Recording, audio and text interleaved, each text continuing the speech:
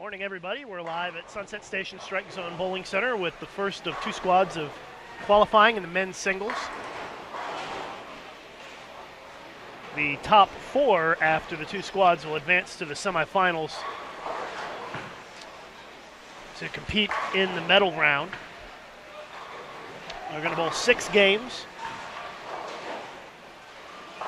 on this squad. Then the next group of men's bowlers will come in and bowl 6 more games before we make that cut to the top 4. Watching our live coverage today on Bowl TV, I'm Lucas Wiseman. Jason Overstreet is here as well. Good morning, Lucas. Morning, Jason. Happy to have everyone with us here for our World Championships coverage. Bowl TV will be your home for live streaming throughout the event, and it's our pleasure to bring it to you. We've got a long stretch of competition for you here. It's going to be alternating men and women every other day for the most part. So the men bowl today for their singles. Women will be on tomorrow for singles for them. Then we'll shift to the doubles, followed by the trios. The team will award some medals in all events, and we will also have masters to wrap up the tournament.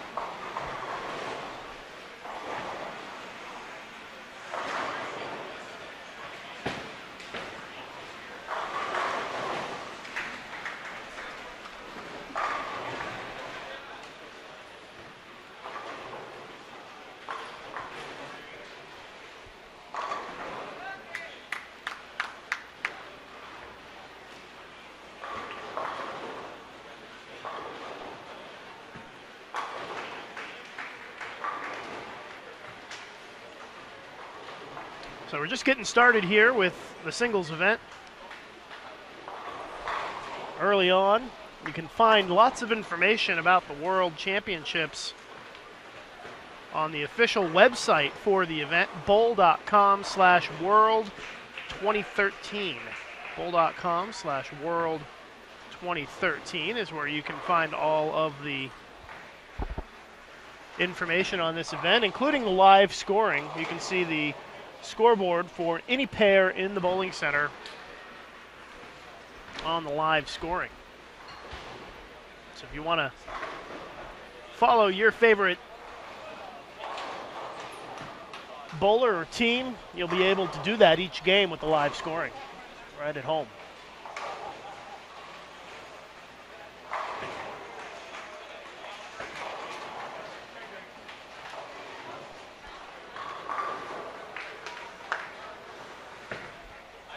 So we're watching Venezuela and Hong Kong right now on this pair, and we'll kind of flip around throughout the day and show you some of the different bowlers in qualifying.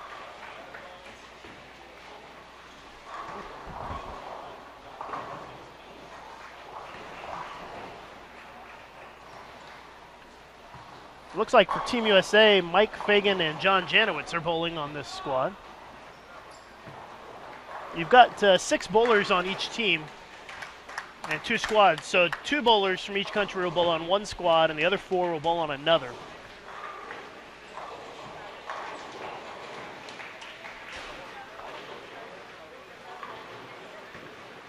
I think we're taking a look off at Mike Fagan in the distance.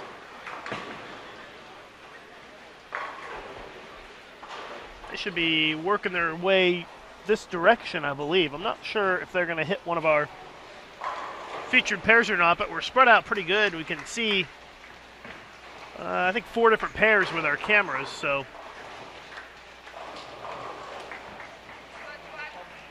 hopefully we'll get lucky and have a good look at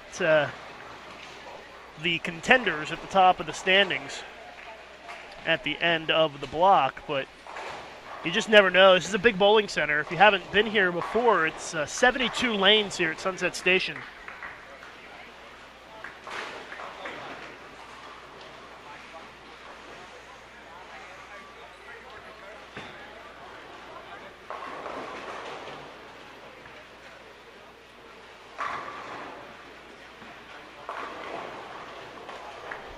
And I believe we're using lanes 9 through 62 for the singles event.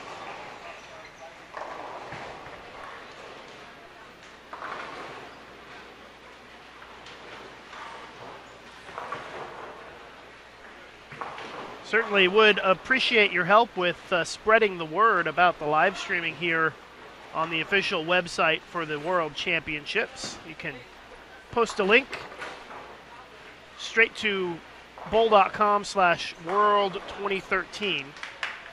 And we've got the live stream for you right there on that page. Pretty easy to find. It's going to be your resource all tournament long for the results, live scoring, and live streaming. All of that will be right there at bowl.com/world2013.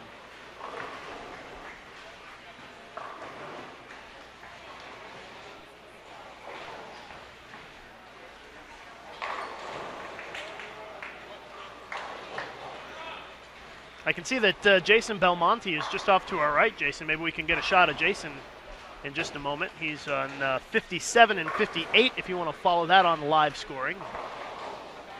We've got a couple of the teams that might be players that might be contenders here in the singles event. Belmo, of course. We've also got Korea, Singapore, Hong Kong, Venezuela, Netherlands, and South Africa kind of right here in front of us. So look at Jason. He's in his second frame, threw a strike to start things off. I think arguably Belmo, one of the top bowlers in the world right now with all the success that he's had around the world and at the professional level. He started with a strike, and there's another one. They're bowling on the short oil, by the way, and the buzz around the bowling center after official practice yesterday was that the short pattern could play pretty tough here. So we'll have to see if that is indeed the case.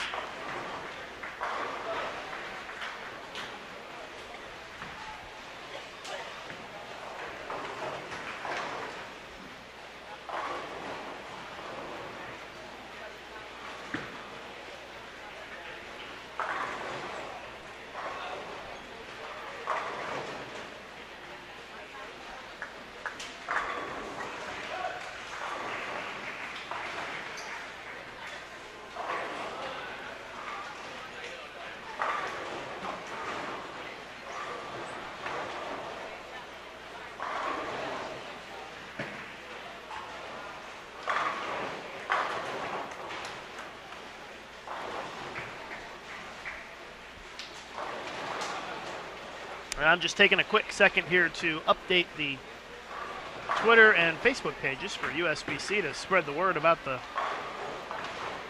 live streaming.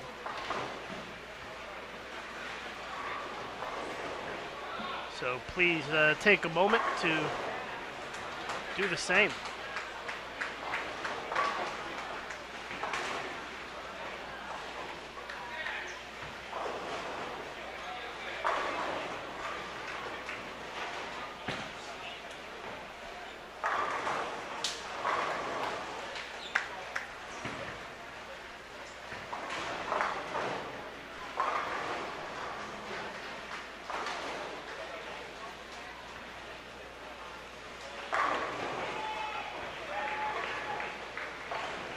Third frame for Belmonte.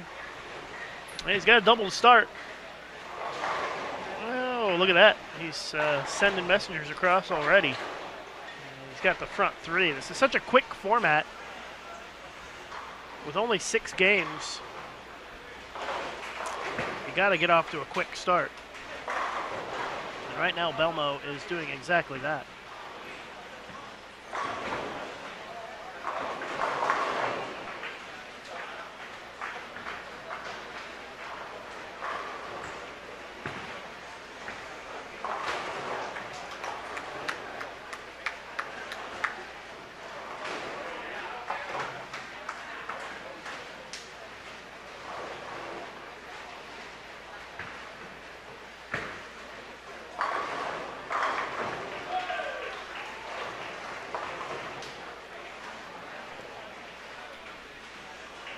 Over at Javier Diaz from Puerto Rico. A little bit of a rough start for Javi. He's got a couple of opens already and maybe another one coming with a split there.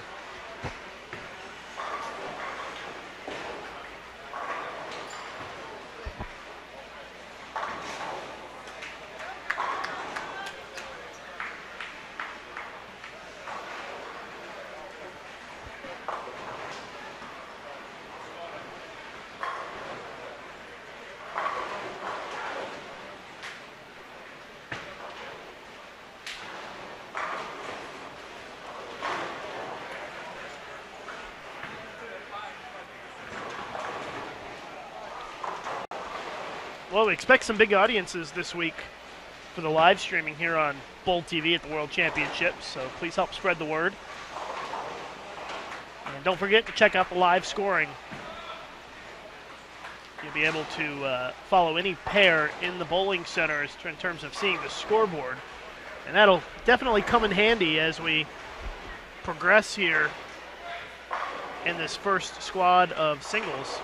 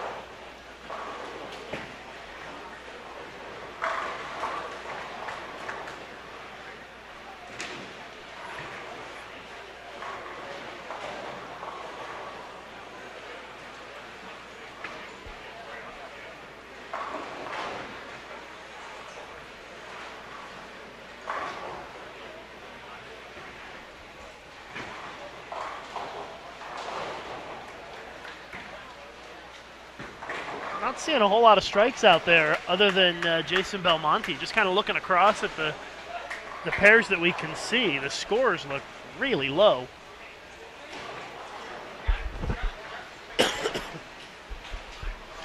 Belmo's got the front four, and beyond that, I don't see a whole lot of striking going on.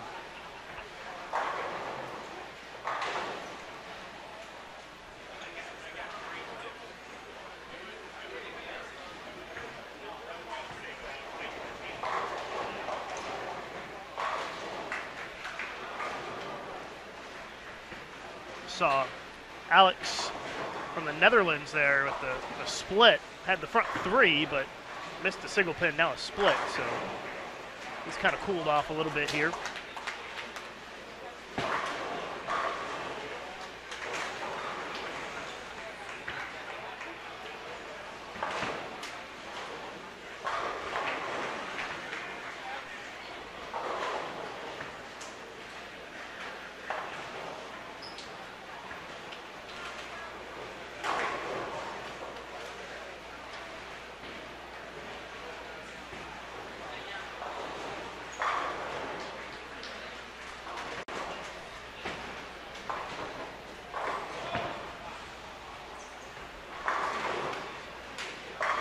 If you guys following along on the live scoring see anything interesting, like a long string of strikes, let us know.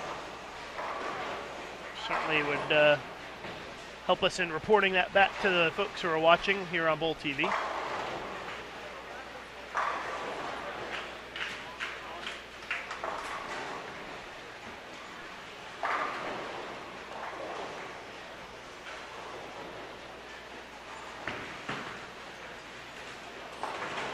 And that's evidence of how short pattern can be tricky.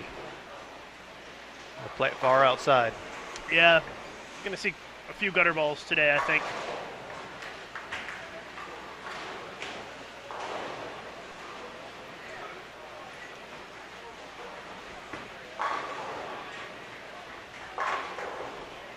Well, Belmo's up again here, and he's got the front four. Trying to make an early statement here on this first squad of men's singles, and through the face leaves the 4-6 split. That shows you not a lot of margin for error out there on this short pattern.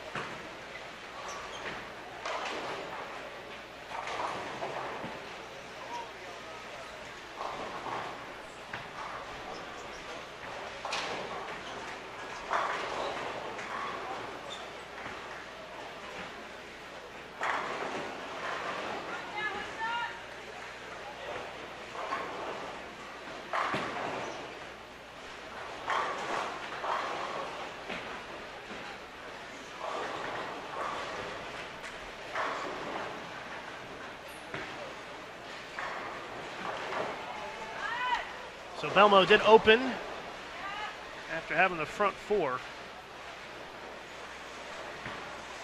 Be curious to see what the scoring pace is going to look like after the first couple of games here. That'll give us a pretty good indication of how things might progress.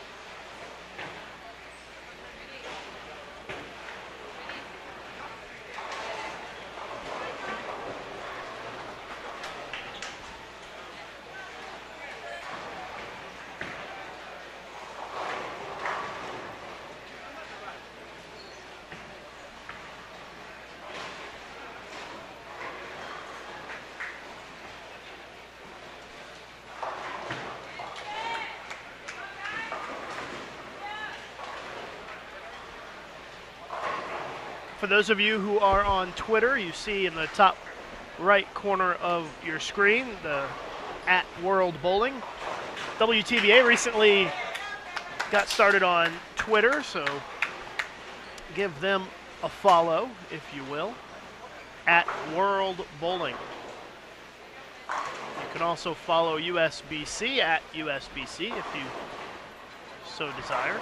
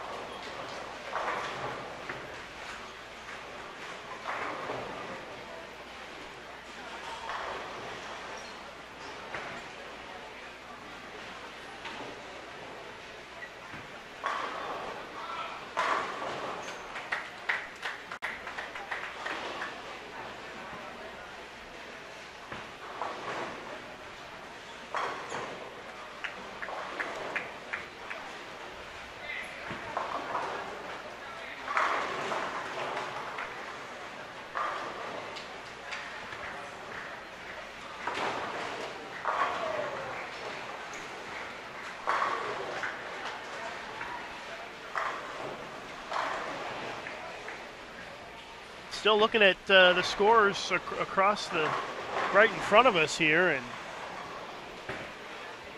to be honest with you, not very high scoring at this point. I mean, usually that's kind of the opposite of what you expect in the first game. You usually expect to see higher scores in game one because they have had 10 minutes of practice on the pair.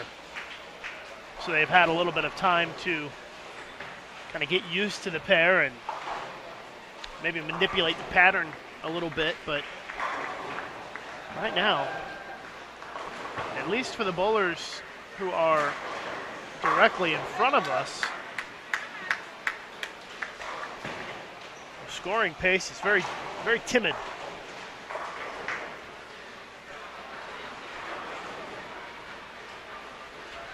Well, it's always tough to tell, too. We have a small sampling just of what we're seeing here in front of our live platforms and where our cameras are, and so the bowlers will rotate on through, and we'll see if perhaps some of the players in the other parts of the center might have a better look. And once again, if you're just joining us, you're watching the WTBA World Championships, just start of competition here, the men's singles, the first event here of the championships. He's Lucas Wiseman, I'm Jason Overstreet, and we're thrilled to have you with us here on Bowl TV. Appreciate the cooperation of WTBA.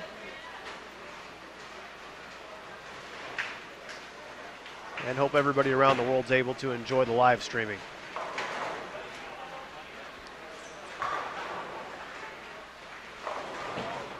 As Lucas mentioned, if you are looking to follow the scores of competitors that are not on camera at any particular time, you can find live scoring available, and all those links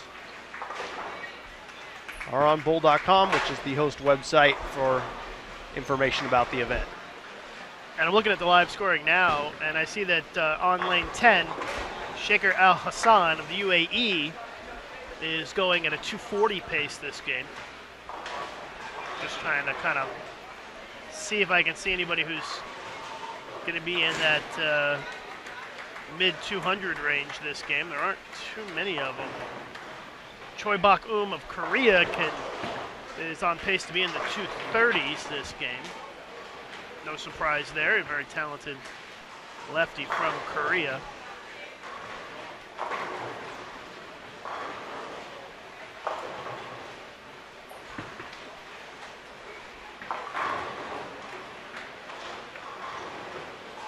John Wells from England, spare six-bagger, so he's off to a pretty good start.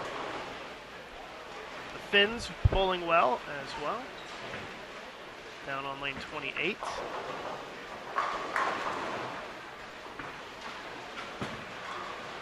And if we say the names wrong this week, we're going to say a lot of them wrong, so I'll apologize in advance, but we do our best to get them right, but there's going to be a lot of names that we, quite frankly, won't know how to pronounce. So if we say them wrong, you feel free to correct us in the chat. We aren't proud. We're more than happy to be corrected. As for Team USA, rough start for Mike Fagan, 124 in the 7th. John Janowitz, meanwhile, he's bowling pretty good, but he just had an open in the 8th. He can max at 243 this game.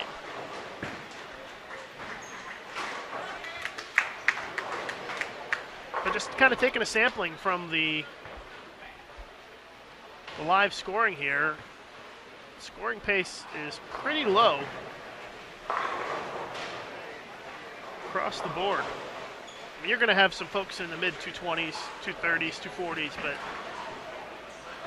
I'm going to guess somewhere around 240 might lead after this first game.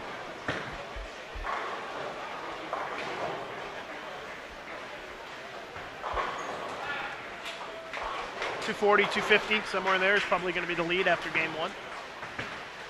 For those of you wondering, our cameras are set up behind lanes 51 through 58. That is really our range of area that we can see from our raised platform here behind the competition. So please keep that in mind. I know there may be other lanes where some of you want to see. Hopefully your players will end up passing through the camera zone soon, and if not, you can follow their scores at least on the live scoring application. And the results should be updated pretty quickly as well on bowl.com/world 2013. So should be updated by a couple of frames after this game. Although sometimes the first game takes a little bit longer to update.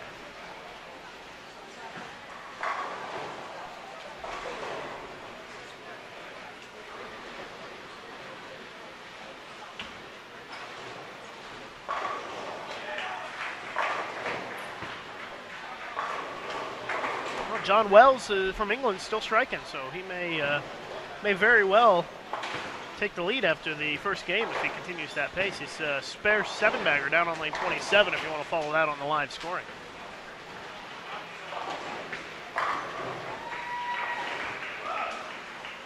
Perttu Jusala of Finland can max at 268 this game. So there are some big games starting to shape up out there, but they are few and far between.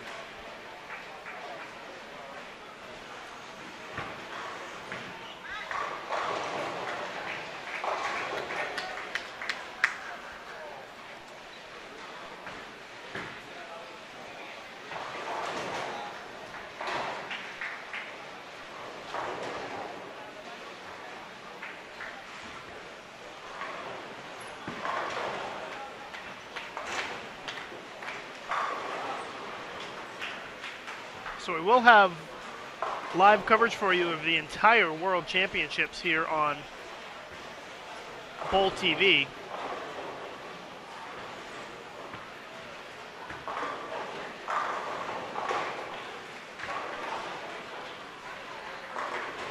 Every round of qualifying, every semifinal and final right here on bowl.com, Bowl TV.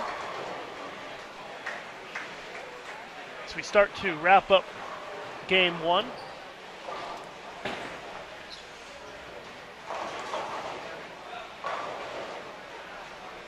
You know, Jason Belmonte started so well and with the front four and hasn't doubled since.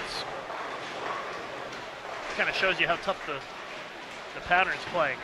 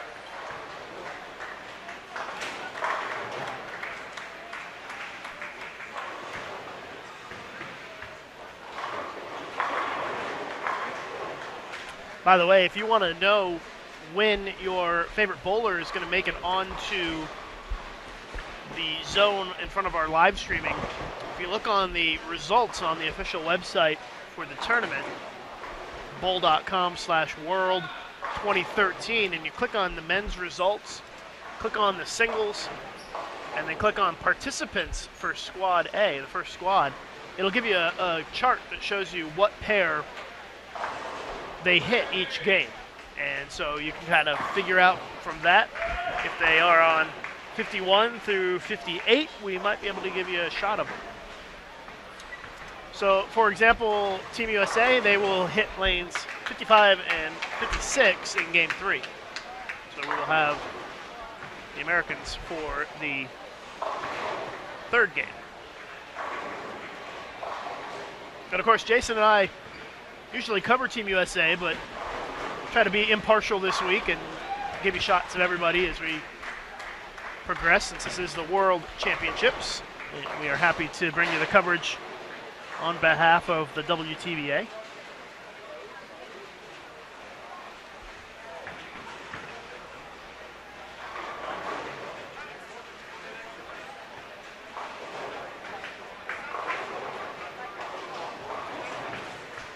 Also want to thank our fine hosts here at Sunset Station Hotel and Casino. Really is a great facility, and it's been a terrific place to welcome all of these guests from around the world. Also, the city of Henderson here, a big part of making this event possible, so really appreciate the local support here coming out to make this a fine championships and many great days ahead. By the way, England's John Wells, who we mentioned, had a long string of strikes, went 9 spare in the 9th, so still putting together a very solid game.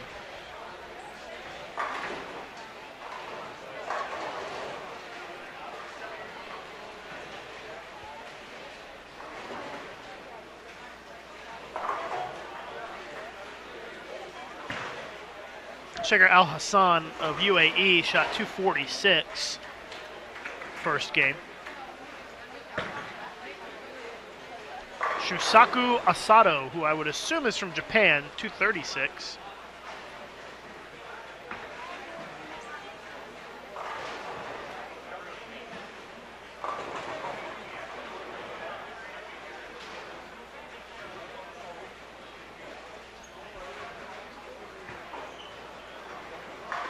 Venezuela's Rainier Chavez, 239.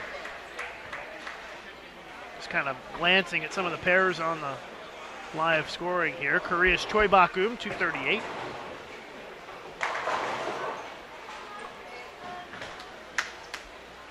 So some good games early on here, but nothing outrageous. Adrian Ung of Malaysia, 227.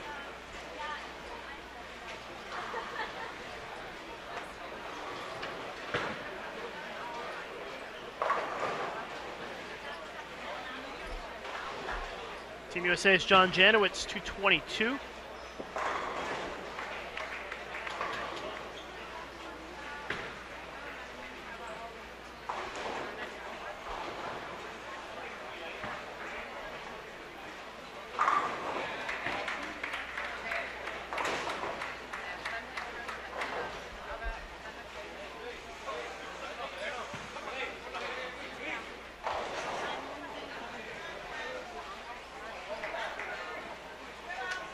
And I don't think anybody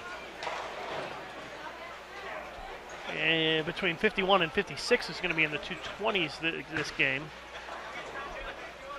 Belmo on 57 and 58 can get to 223, and Israel Hernandez can get to 248, it looks like.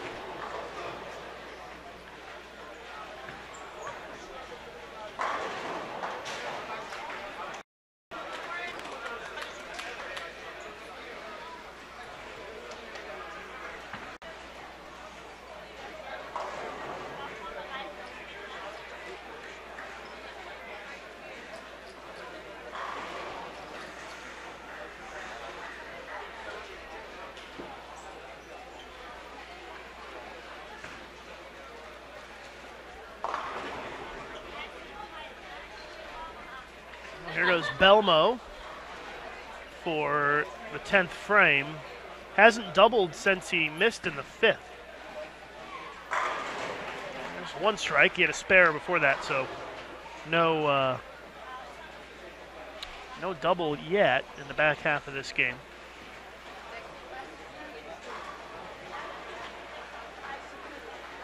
Hernandez has a chance to be right up there among the leaders after game 1 if he can finish this off. He's got 5 strikes in a row going into the 10th. And just threw another one.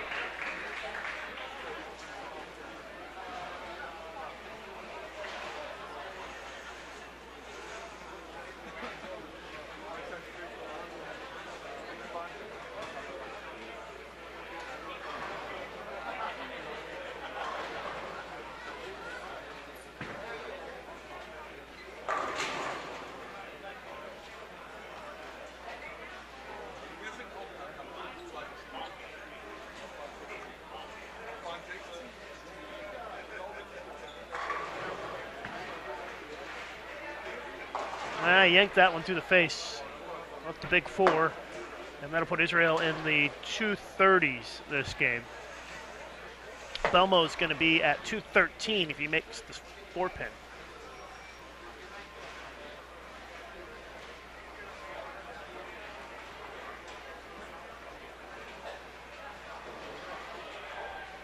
As we wrap up game 1.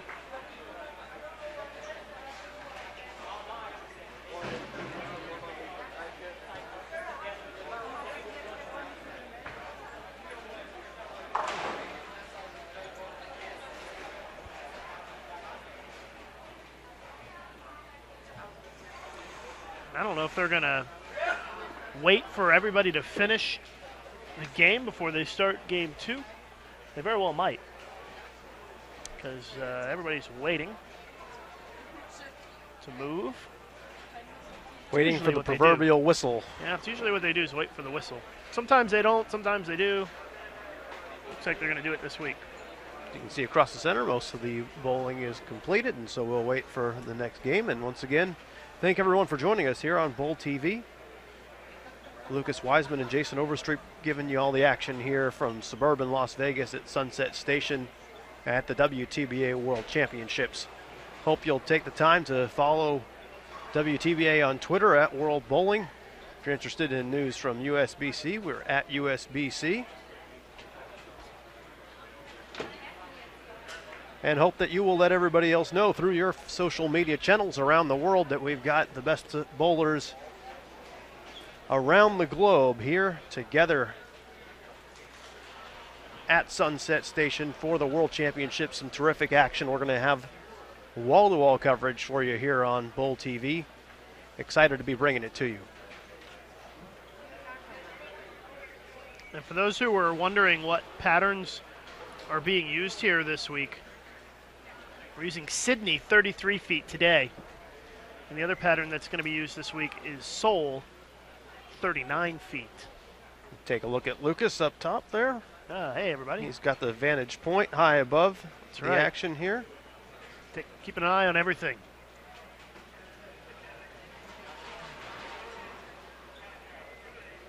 It looks like we're trying to figure out who we're going to have next on the featured pairs here. We're going to have UAE for sure, but not Shaker Al Hassan, who was the one who bowled the big first game.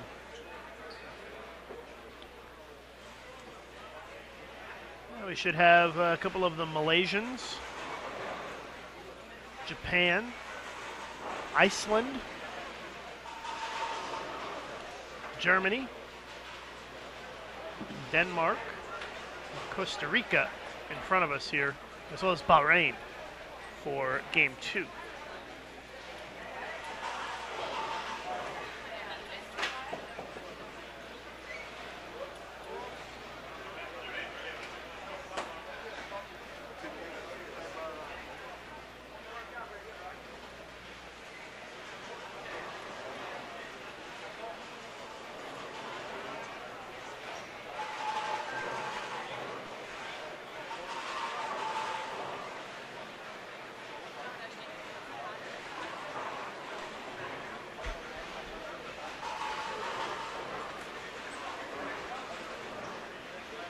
Looks like the racks are coming down.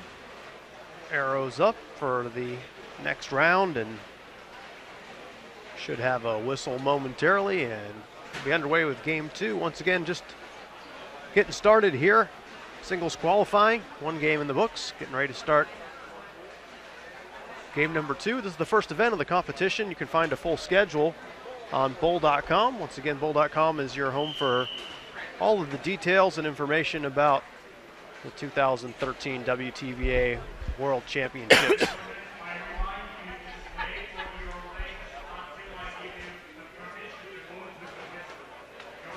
Tournament director Pekka Korpi is giving some instructions to the players. Pekka telling them that they're not allowed to move until the whistle blows. Saw some of them move a little bit early. And so Pekka instructing them, don't move until the whistle blows. That's always one thing that's a little different at the World Championships. There are slightly different competition customs in different countries around the world. And here for WTBA international events, there is a certain protocol. Sometimes it takes a little bit of a reminder of just what that protocol is. Well, it does take longer when they wait for everybody to finish before they move and start the next game, which it took them 40 minutes to do that first game, and if it takes them 40 minutes each time, we'll be behind schedule. Yeah, from 3.5 hours scheduled for the block. It'll take them 4 at this pace. From a pace of play standpoint, with only 4 on a pair, it's pretty slow. Well, that's what happens when you make everybody wait to move, but it is what it is. Fortunately, they have an hour and a half to oil, and it won't take that long to run the lanes. But it does mean, I would guess, that our semifinals probably will start a little bit late this evening, if they continue at the same pace. So Denmark, Malaysia, Iceland, Germany, UAE, Costa Rica, Bahrain, and Japan are the countries that are kind of in our view here in game 2. As soon as we have the results for the first game, we'll let you know. That's right, my talk up.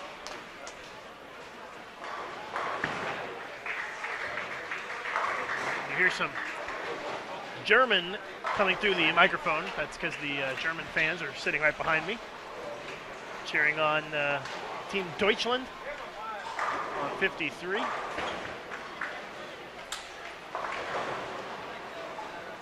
Yes, expect to hear a wide variety of languages in the microphones around the center.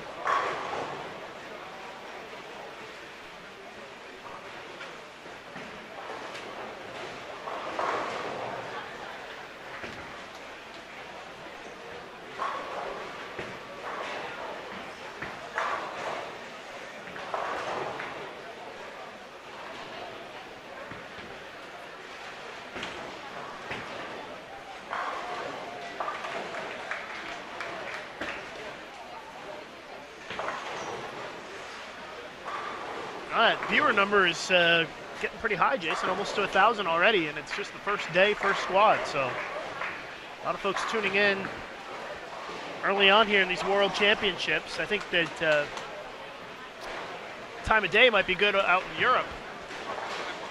Good time of day to be watching bowling in Europe, and in the United States. The Asian zone, I think they might still be sleeping, but you got a lot of hours of coverage. So no matter what zone you're in, you'll be able to catch something.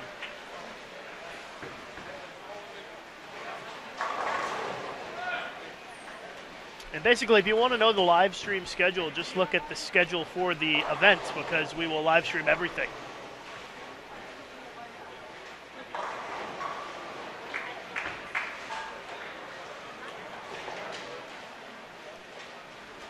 And again, you can find more information on this tournament at bowl.com/world2013.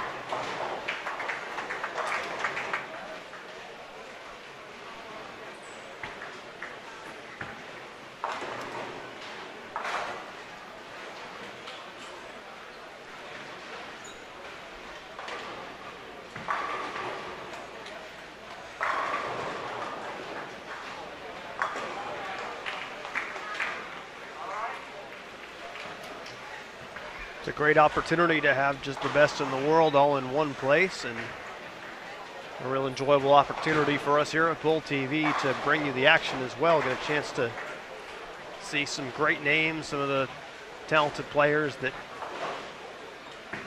one might not be familiar with. And of course, look to be able to show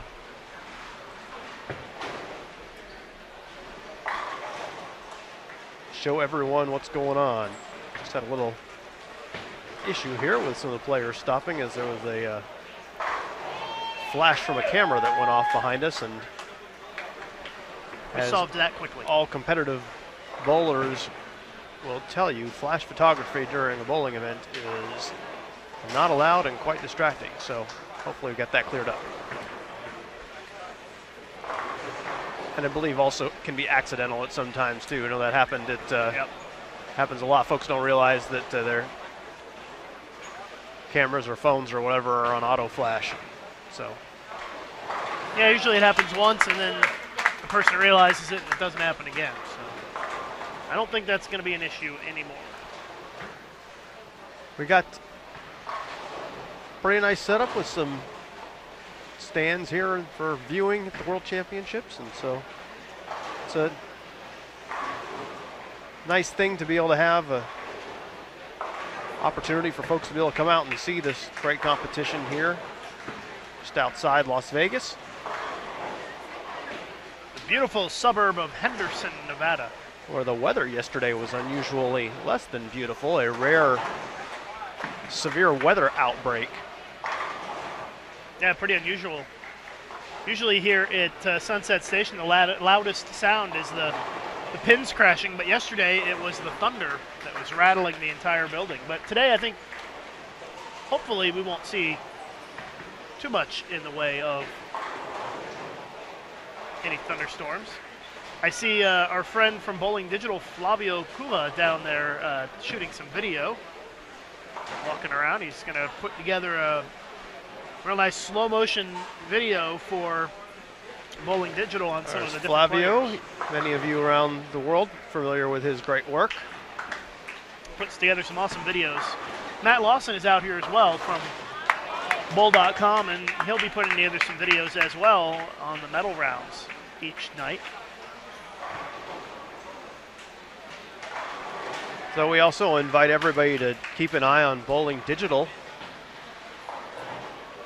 the website that provides outstanding coverage of WTBA events and bowling events around the world. Bowling Digital, and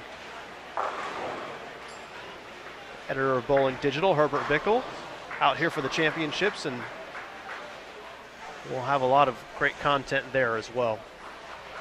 So if you're looking for information on these championships, a couple of good resources, bowlingdigital.com and of course bowl.com should have you covered. If there's anything that you don't have, just ask Lucas and he'll be able to find it for you. I could try. Right now I don't have standings yet for the first game, but they should be coming soon. So stand by for that.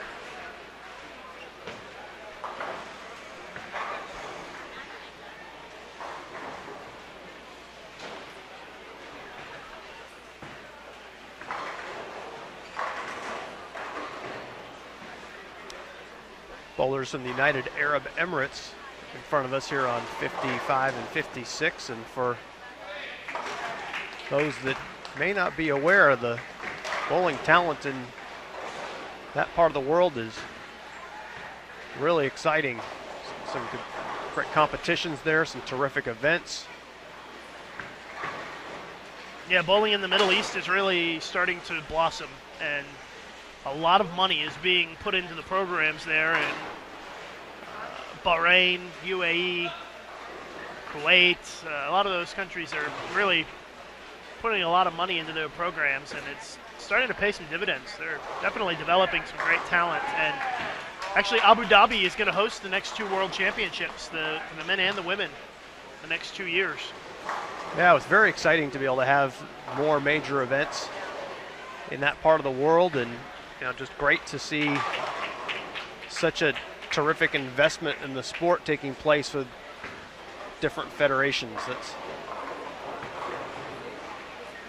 something that I think all those who love bowling, no matter where you are, appreciates the fact that in order for bowling to continue to grow in its stature relative to other sports, it's very important that all different parts of the world and in many different countries there continues to be that coaching and training investment. And so we certainly are, I know WTBA is very happy to see that, and certainly USBC in the United States, we're very excited to see other countries growing their programs. All right, we've got results after game one. John Wells of England leading with 266. Shekhar Al-Hassan of the UAE, 246. Daisuke Yoshida of Japan, 246.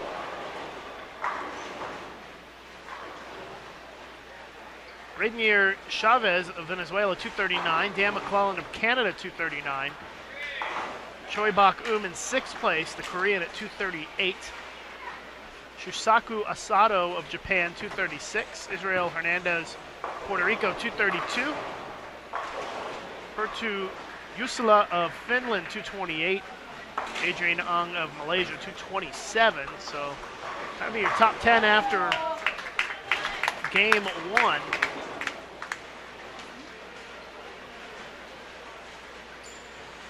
And you can find those scores on the official website of the World Championships, bowl.com/world 2013. Pretty easy to find if you click on the men's results and statistics. There's actually all kinds of interesting data on there. They'll have plenty of stats. For example, the average score, it looks like, in game one was 188.74.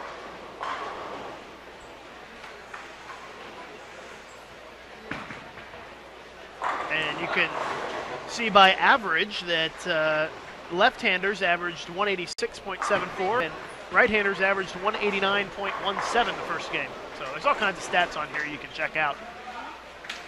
thanks to our friends at Eric Fishbot, doing the hard work over in Europe to get all that squared away. And eventually, I believe that they're going to put all of the names of the bowling balls that every player has registered into the system. So you'll be able to click on their name and see the 6 bowling balls that each player has registered for this tournament. But that might take a little while. Yeah, they got to manually input that. They did it for the World Seniors last week, and my understanding is that they're planning to do it again this week, but it might take a little time. They just had the ball cards submitted yesterday, so. An interesting piece of data, although if you don't know exactly which ball they're throwing at any given time, it's kind of limited in value. But at least you can see the arsenal that they have come with. Yeah. And you'll see some really old bowling balls on there too, because especially on a short pattern, a lot of the players will bring out old urethane equipment. And so there'll be some pretty old bowling balls listed on there, I'm pretty sure.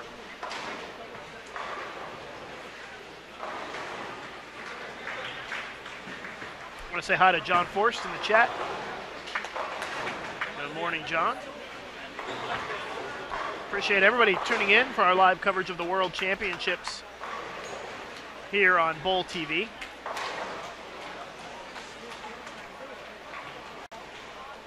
We are at Sunset Station's Strike Zone Bowling Center in Henderson, Nevada, which is just outside Las Vegas.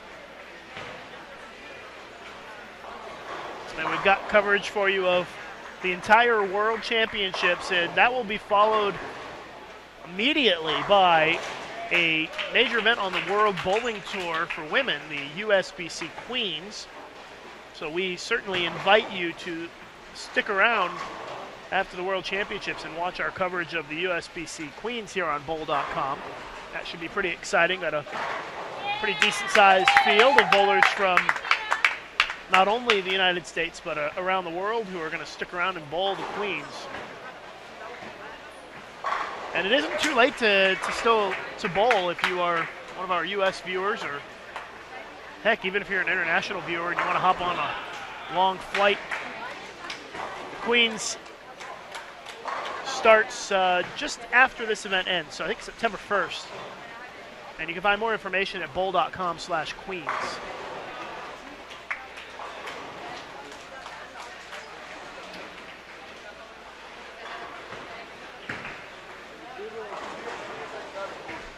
About halfway through game number 2.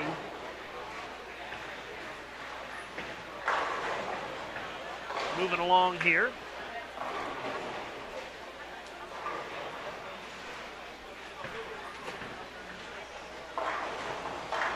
The pace of play seems to have picked up just a tick. A little bit quicker. Everybody just getting settled in here at Sunset Station. By the way, for those of you wondering where the women are, they will be here tomorrow for the singles event. Kind of alternating days. Got men's singles today, followed by women's singles tomorrow. And you hear the German fans cheering for Pascal, who just threw a strike. And then that'll be followed by the men's doubles, the women's doubles, men's trios, the women's trios. It goes on and on like that. And you can find the full schedule on the official website for the tournament and live streaming for every single round right here on Bowl TV. Jason and I will be talking until we can't talk anymore.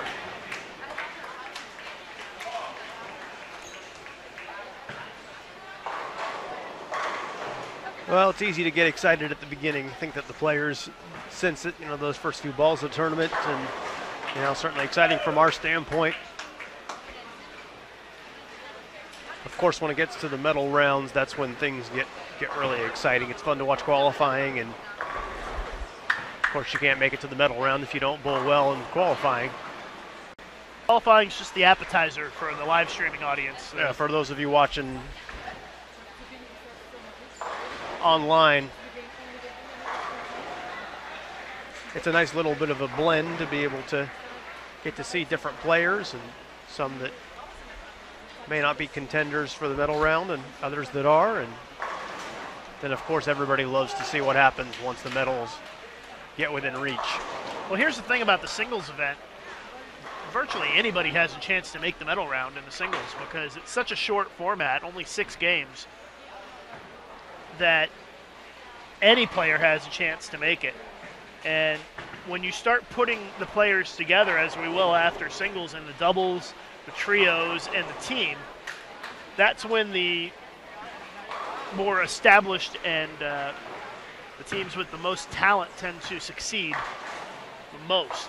Singles is where you can have kind of a wild card come in and make a run at the medal. And you may have some teams where they may only have 1 or 2 strong players on the team, and so this is really their event to shine.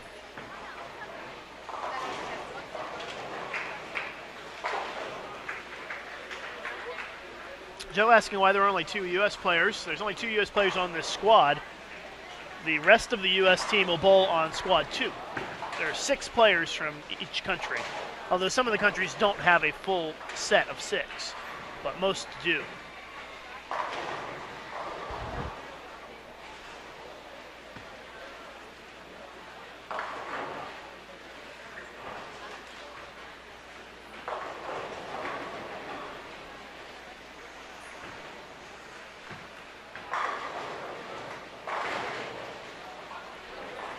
Team USA assistant coach Kim Terrell-Kearney standing in front of us here. She's doing some scouting work for the next game because Team USA will be on 55 and 56, and that's one thing they do is they scout the next pair.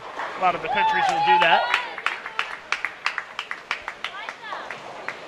Double for Pascal, who bowled the World Games in Colombia earlier this month.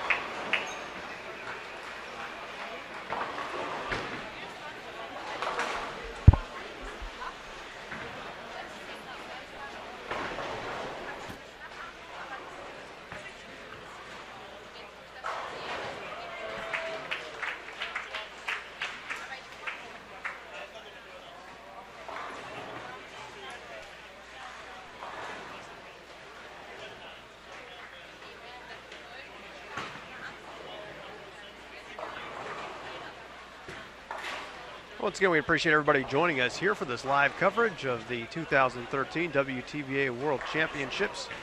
I'm Jason Overstreet. Moving the cameras, Lucas Wiseman doing most of the talking for you. We are set up behind lanes 51 through 58 here at Sunset Station Strike Zone Bowling Center. 72 lanes here inside this lovely hotel casino resort just outside Las Vegas in Henderson, Nevada. We'll be here with you throughout the championships with wall-to-wall coverage, showing you the best bowlers in the world. This is game number 2 of the first squad of men's singles, so very early on in the competition. But glad that you found us and hope that you will continue to come back and take a look at the action here throughout these championships. You can find complete schedule and all the information at bowl.com, and hope you will choose to follow WTBA on Twitter, the handle on your screen right there at World Bowling.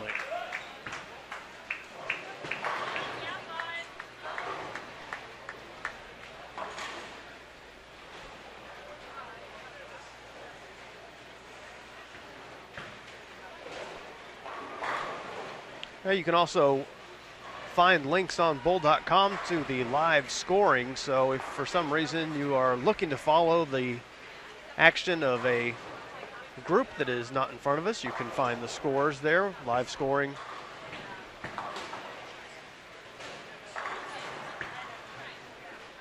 Also kind of a fun way to watch our live coverage. What you can do is pull up that live scoring in one window and then have the live video in the second window.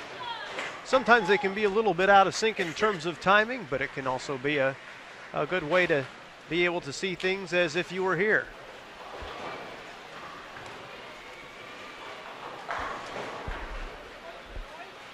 Sorry about that, Jason.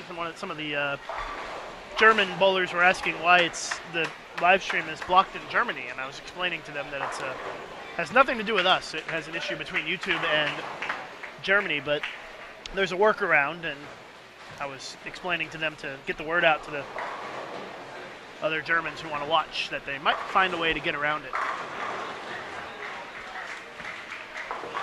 Nathan asked in the chat when the last men's championship was, 2010, and yeah, it was in Munich, Germany, in 2010.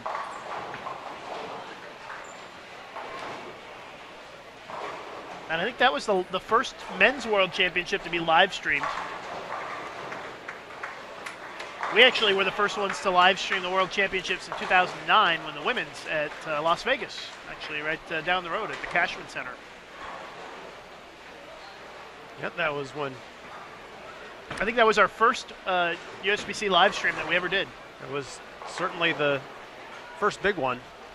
Did we do something before that? I thought that was the first one. It might have been. Yeah, I'm not sure. But just having a conversation on Facebook the other day with some of the other live streamers in the rest of the world trying to figure out the timeline for live streaming. And PBA was the first ones to live stream in 2002. Yep, PBA in the United States, extra frame. Really some innovators in that regard, and as the technology has become more affordable and video compression technology improved, it's been easier for others to do it, and certainly the more the merrier.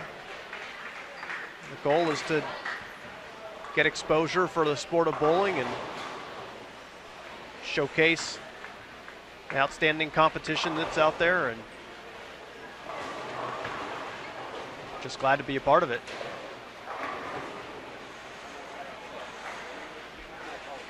By the way, the World Senior Championships took place last week here in Vegas at Red Rock. Very successful inaugural event with the United States and Sweden dominating the competition, winning a lot of medals. And I was just looking at some of the stats on the website. We also hosted the official website for the World Senior Championships, and seems like there was a lot of interest, Jason. Over it's like 22,000 unique people visited the website for the World Seniors, which is a pretty good number. And so nice to see that that event was very successful. It was well attended, and you could tell just by watching some of the medal ceremonies that I had a chance to watch where the players were crying when the national anthem was played, that they took it really seriously. It was a big deal. It was really very impressive, and I hope that WTBA can find a way to live stream the World Seniors next time in a couple of years, because it was definitely very exciting to watch. And it's going to be in 2015, will be the next one. And the three cities that have bid, according to Kevin Dornberger, from the WTBA president, are Samstown here in Las Vegas, Brussels, Belgium, and Vienna, Austria are the three that have bid. And they'll be making a decision on that, I think, at the Congress. And it sounds like I see some cheering down there for the Finns. And let's see if I can figure out what's going on down there. Yep, 300. Oh, it's a German. Bodo Koznienski. German with a 300 game. He shot 201 the first game. So he's way down on lane 35. It's 20 lanes away from us, but congratulations to Bodo for the 300. He bowled well at the World Championships in Germany a few years ago. Helped lead the Germans to some medals.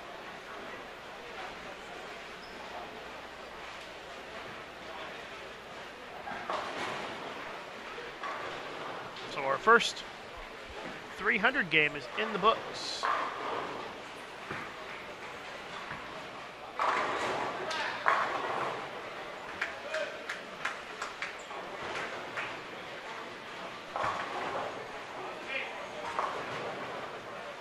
Well, with any luck, we'll have some similar excitement here on our featured pairs at some point during the competition. Certainly nothing quite like a perfect game at the World Championships.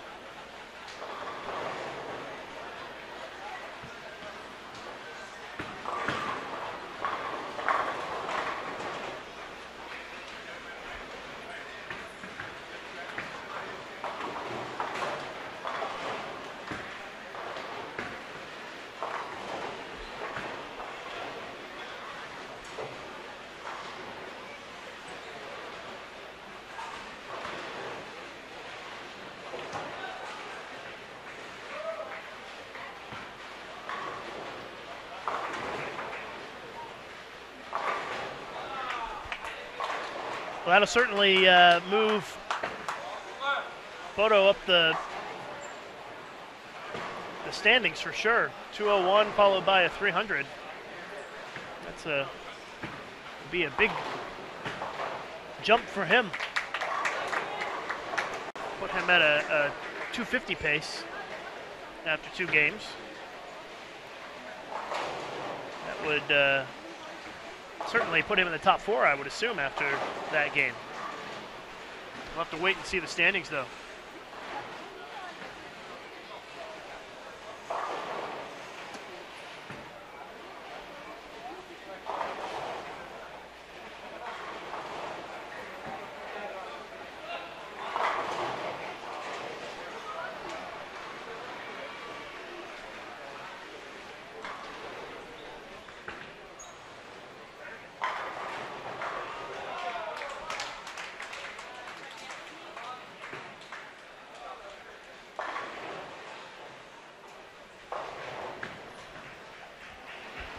Bodo Konecny. I was trying to get the proper pronunciation. Sometimes these German names can be pretty difficult for us.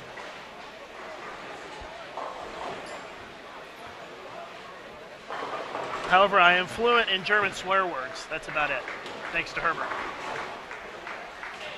And you are not going to demonstrate that fluency during our broadcast. Unfortunately, those are not words that I can use on the live streaming, but that's our goal here on Bull TV, is to not curse in any language. Or pretty much our goal for the World Championships is to attempt not to offend anyone.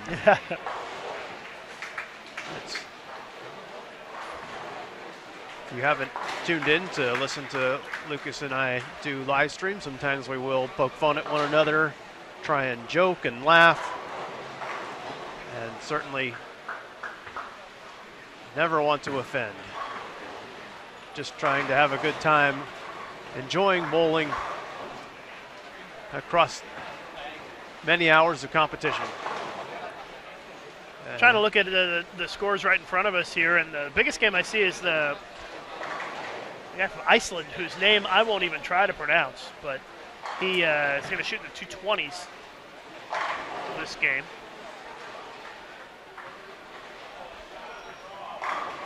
Might be the highest game that we're going to see on our featured pairs here, it looks like. Johnny Mortensen from Denmark can still get in the 220s on 51 and 52. Oh, I missed Saeed Al-Hashimi of the UAE, who shot 244. He just finished it off.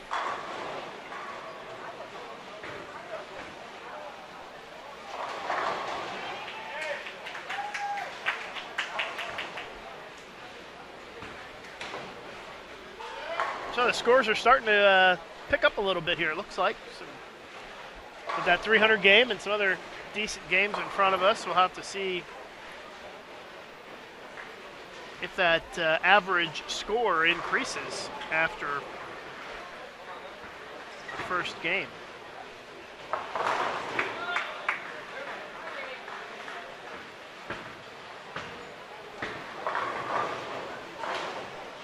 So I have to make a note of that the average The average score in game 1 was 188.74, so we'll have to see if that number goes up after game 2 or if it goes down.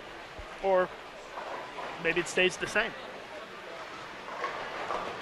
If you're just tuning in, you're watching our live coverage of the WTBA World Championships from Sunset Station's Strike Zone Bowling Center. We're over 1,000 viewers now. Thank you very much, everybody, for tuning in. I'm Lucas Wiseman.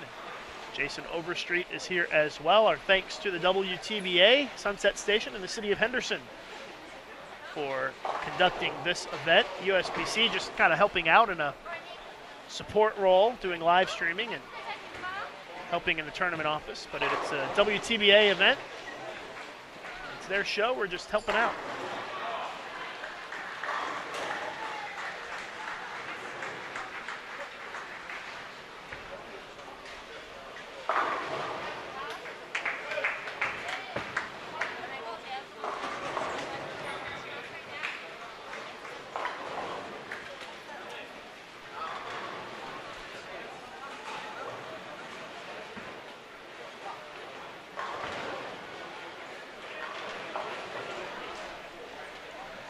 Wrapping up game number 2 here of the first squad of men's singles.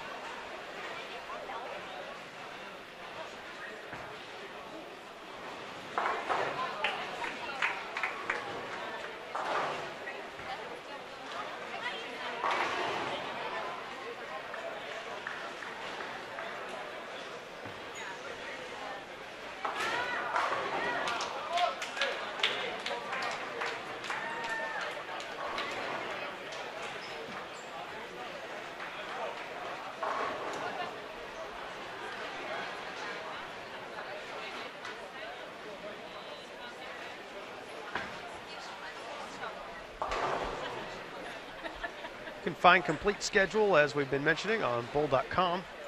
Let you know what else might be coming in terms of live streaming. We will be live streaming every squad of the competition.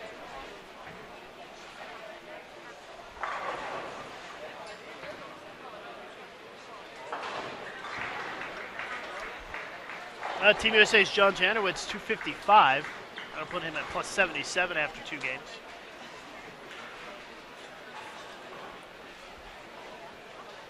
So a good game for Double J, who's familiar to a lot of folks around the world. John Janowitz works for Kegel and travels the world doing lane maintenance at various events.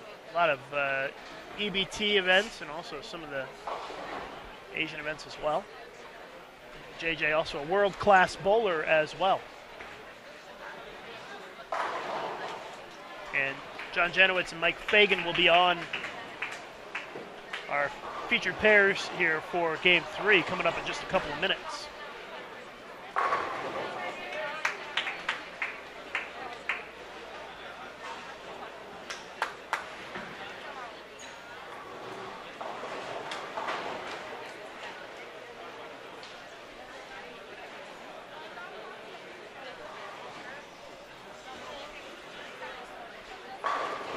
Wrapping up down here on 51 and 52. Timmy Tan from Malaysia can strike out for 216. Rafiq Ismail of Malaysia shot 229. So no strike there. Leaves the 7th. Johnny Mortensen from Denmark shot 202 the first game, can get to 226 this game.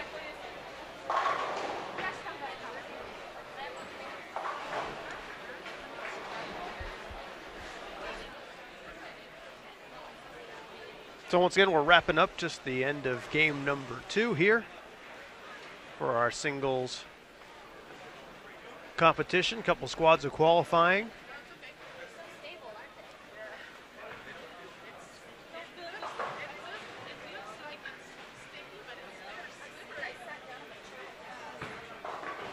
And we will wait to start the 3rd game until all of the players have finished game number 2.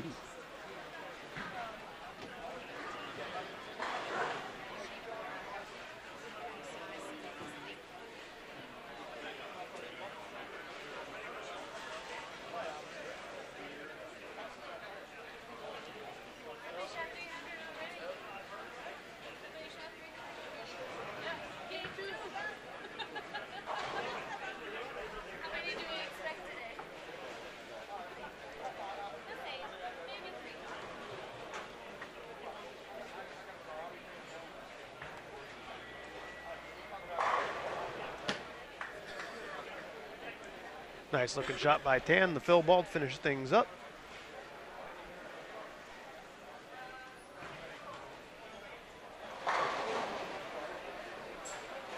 So now we just have to wait for some of the competition on the lower side of the center to finish up. Once again, you can take a look at live scoring via a link on bowl.com.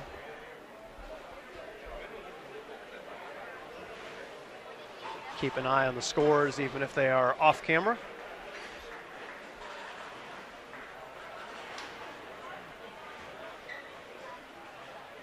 See Jason Belmonte, one of those, still finishing up. Yeah, Belmonte with, looks like he's going to be in the 2 teens this game, 214.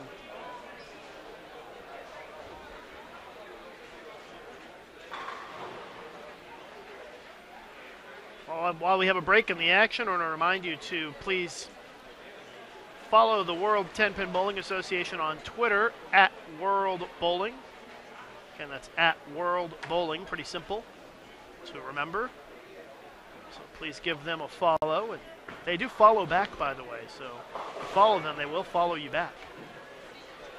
And you can also follow USBC at USBC. And if you want to follow us, I'm at Lucas_Wiseman. And he is at Overstreet Jason.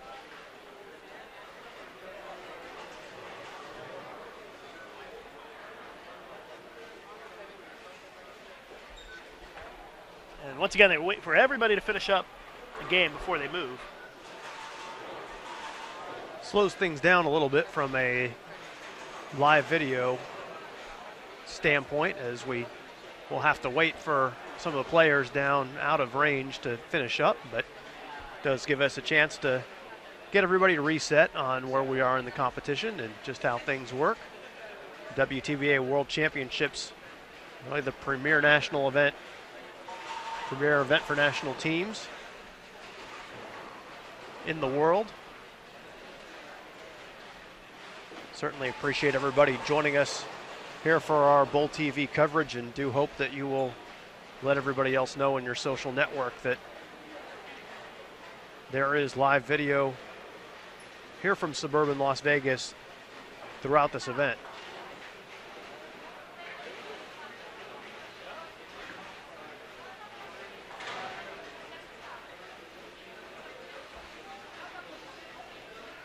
As Lucas mentioned, the USBC Queens, an event on the World Tour, will be here at this same center immediately following the World Championship, so many of the women will be extending their stay.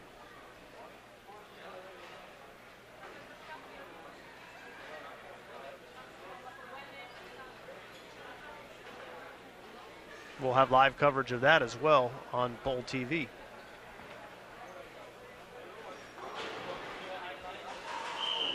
There's the whistle. The players were instructed last time, do not move until the whistle, and as soon as the whistle blows, the shuffle to the next pair begins, and we'll have game 3 for you.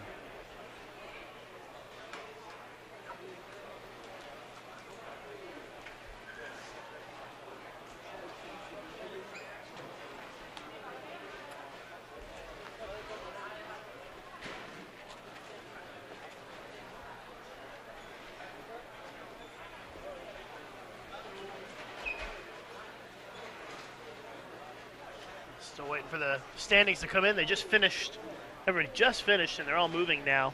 So it'll be just a couple of minutes before we get the updated standings, but shouldn't take long. So stand by.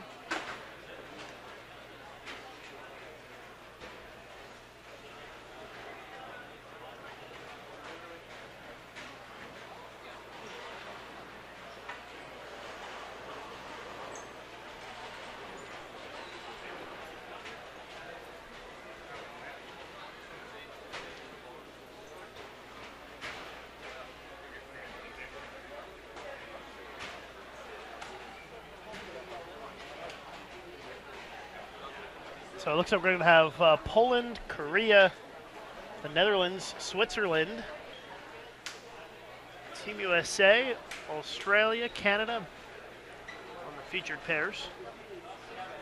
We've got some good pairs this game. Got Mike Fagan, John Janowitz, Dan McClelland, Choi Bak-moom, a few of the very top players in the world on our featured pairs for this third game coming up.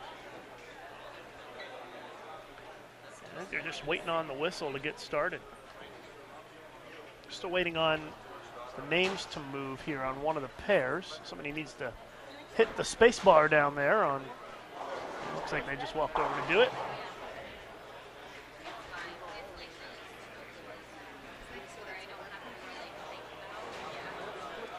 So that game was another 40 minutes, so we're going to about 40 minutes a game.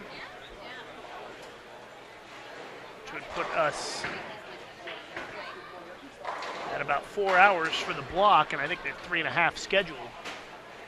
But we'll make up that time in the oil break, fortunately. And the second squad of qualifying, I imagine, would start pretty close to on time. You can follow the schedule at bowl.com/world2013. We will live stream every round for you here on Bowl TV. And our first look at John Janowitz of Team USA. He's plus 77 after 2 games. Leaves a 10-pin. JJ has bowled a lot of games in this bowling center. Team USA trials over the years. And has had a lot of success in this bowling center.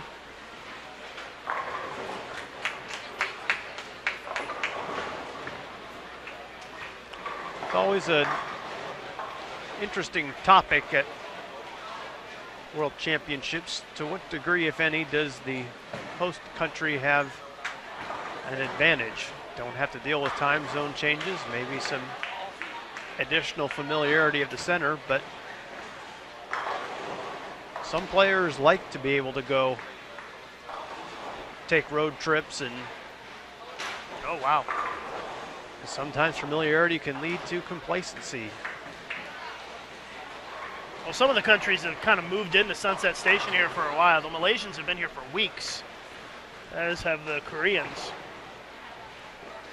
Getting familiar, so with this bowling center, and also to help adjust with any time zone changes. Now, time zone issues can make a difference, and that, as you mentioned, Luke, is why a lot of teams will choose to come well in advance to try to take that out of play. Here's Mike Fagan. Mike's plus 20 after 2 games. Had 183 the first game. And followed it up with a decent second game. As soon as we have those updated standings, we'll let you know. Usually takes a couple of frames into the next game to get those, but they should be coming out in just a couple of minutes. Again, short format, only 6 games. So we've already got 2 games in the books. Wow, both Americans start with opens, missing easy spares. Unlike Team USA. And it's such a short format that you really can't afford to give away pins like that at any point in the 6-game block. It is just so hard to make the top 4. So it's basically you're cutting from 220 players to 4, and you can't afford to give away any pins along the way. So opens like that really are magnified in the event like this, where it's just 6 games.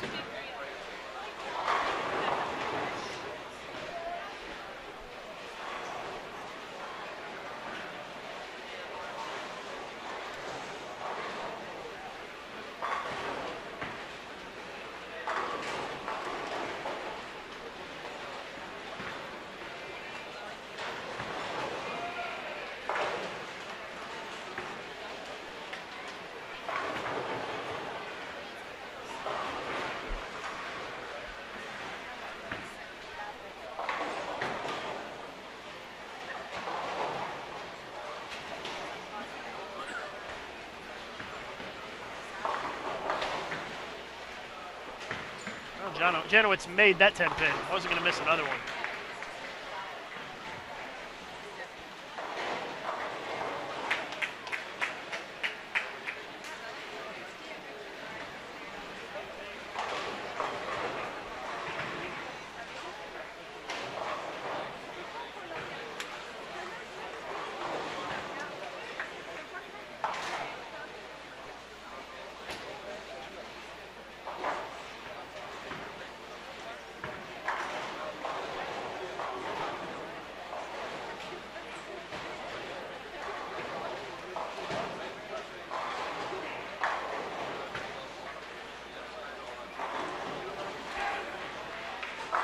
Dan McClellan from Canada. Looks like Dan is 28 over, I think. Let's see, I can get a better look at that that number here. He's plus 28 after the first 2 games. I'm sure that he's not happy with that. Only shot 189 last game. All right, so the standings after 2 games. Well, the 300 really helped out Bodo because he moved into the lead. Bodo Kozniecki with 501. John Janowicz has jumped into second place with that 255 at 477. Shusaku Asato of Japan now third at 471. And the Frenchman, Kevin Sevy, I would guess Sevy, S-E-V-E. Your wife knows French, maybe she can help us. He's in 4th place at 456. So the scores really came down quite a bit, at least at the top of the leaderboard. Yes, I married a French teacher, but very little of it wore off. All that does is enable me to be quiet and let her do the talking when we're in French-speaking countries. So now I'm curious to see if the statistics have updated in terms of scoring pace. Let's take a look. You know, the scores at the top of the leaderboard came down a little bit, but overall the scores went up a pin. Game 1 average was 188.74 for the field. Game 2, 189.91.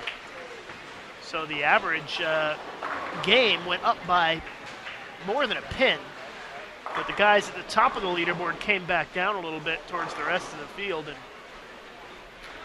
right now there are an awful lot of people with a crack at making the top 4 on this squad, although you have to remember it's the top 4 after 2 squads. So for the bowlers on this squad, they've got to be in the top 4 and then hope that they can hold on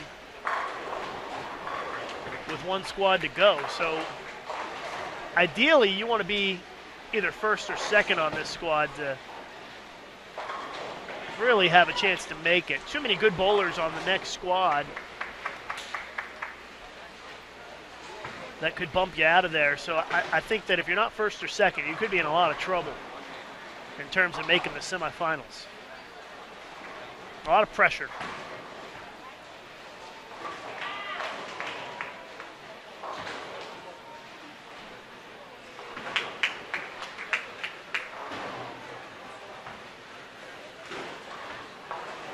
Yeah, pretty rare that a 3rd place finish holds up. Yeah, it can happen, but with only 2 squads, it's tough. And such a talented field, too. And sometimes the countries will load their best players into the last squad so that they have an opportunity to see the scores and then make a run at it.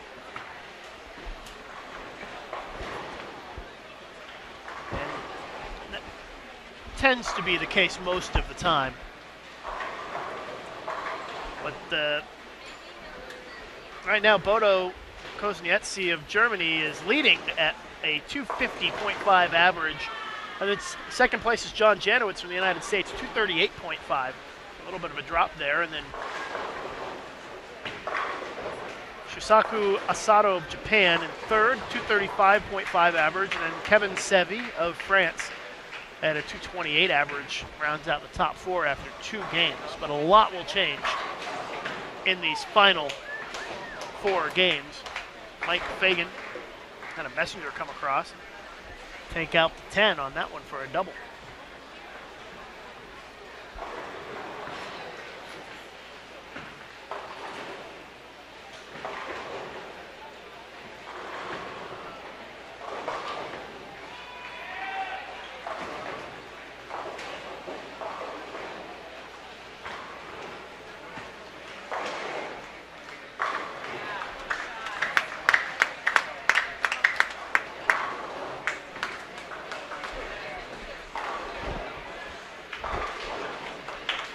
Janowitz in second place coming into this game, but not a very good start to this game for JJ. Open, he missed the 10 pin, then went spare, got 45 in the third.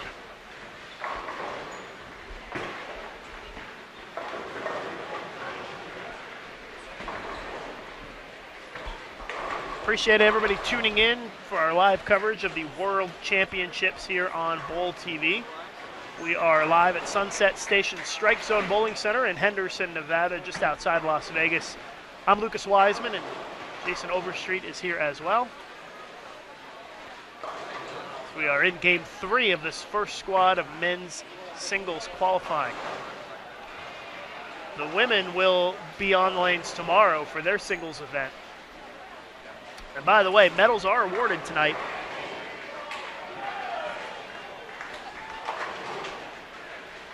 Here in the men's singles event.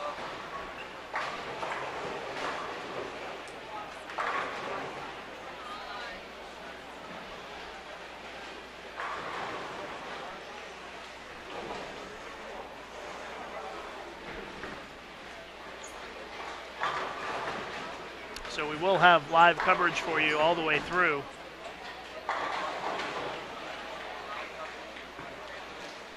The semifinals and finals today in the men's singles. They actually have the medal ceremony tomorrow before the women's stepladder, before the women's semifinals. So they don't actually get the medals tonight, but they'll earn the medals. Medal round, but not medal ceremony. That's correct. And we'll do our best, too, to bring you coverage of medal ceremonies when possible. Know that a lot of people around the world enjoy those. It has certainly emotional moments for the countries and players involved. Yeah, I'm not sure where they're going to do them. I'm not sure if they're going to do them right in front of our setup here or where they're going to do them. Within camera range, we'll show it to you. Otherwise, be sure to check out the video available on this YouTube channel, Bowl TV, also on bowl.com, and some expanded content and video as well as photos from Bowling Digital as well, bowlingdigital.com. Herbert Bickel here. They got the whole Bowling Digital team here. Yep. Mr. Beat, the photographer, is here. Flavio, the videographer, and Herbert, who's the writer, all here at the World Championships. So great stuff from Bowling Digital. Definitely make sure that everyone checks out what's on that site daily here during the World Championships and beyond. Live scoring links available on bowl.com so you can follow the scores as you watch the competition.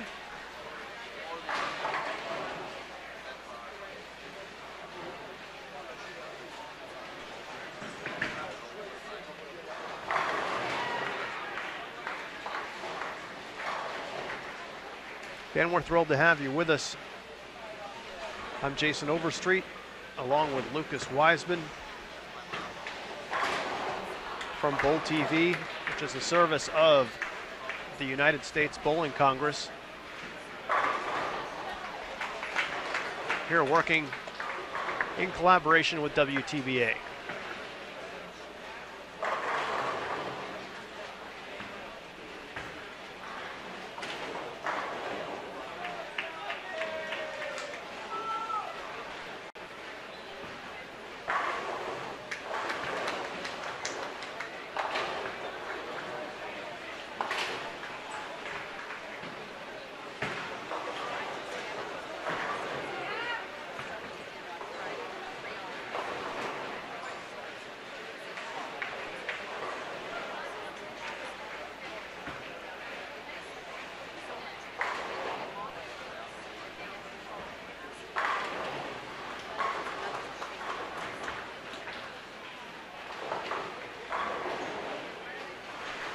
just to recap the format, they bowl 6 games total on this squad, and then there's a second squad. The next group of bowlers come in, they bowl 6 games. And then we'll tally up all the scores, and the top 4 scores will advance to the semifinals.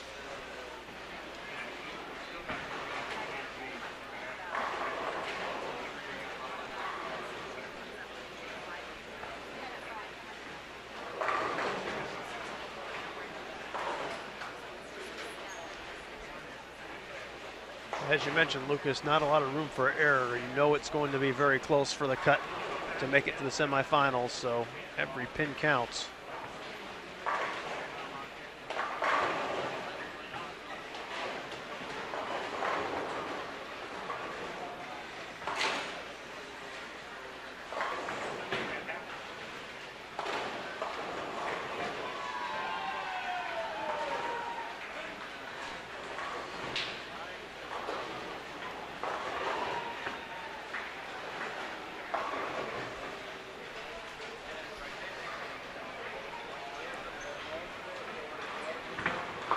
Here's John Janowitz working on a double. Really has to throw some strikes this game to make up for the open frame. Oh, look at the 10 fall late. JJ with a little emotion. You don't see that too often. That's a big one. He's in second place currently and got off to a rough start this game. Looking to turn it around.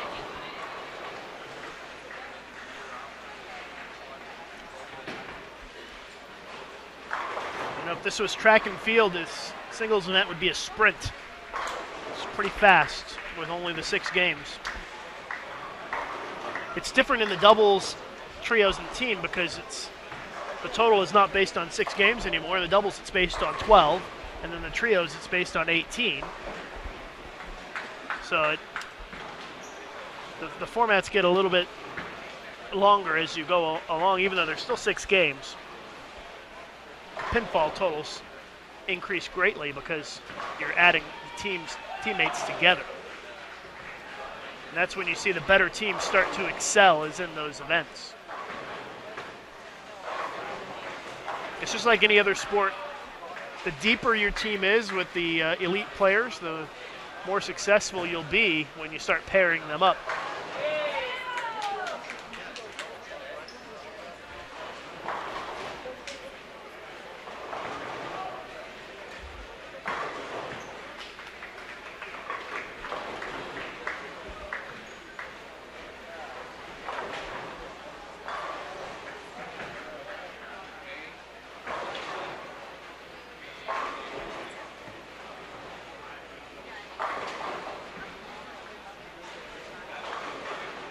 Dan McClellan with a 7-pin.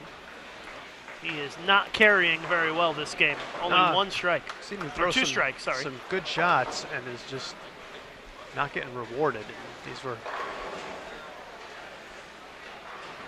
That looked like a pretty solid ball on 57.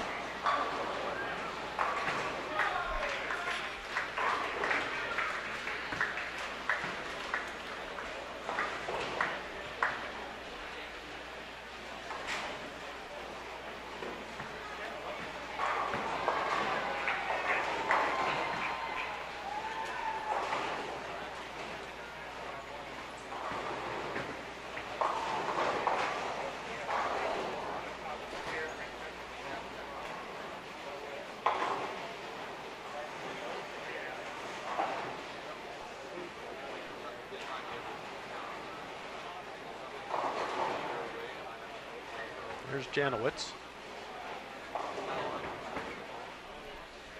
Well, that was not a very good shot. Pulled it right through the face for a 6 count. Gives back a lot of pins there with the count.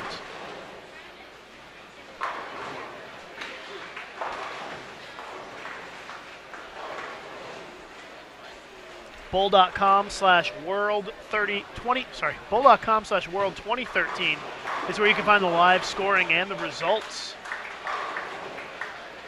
So check that out.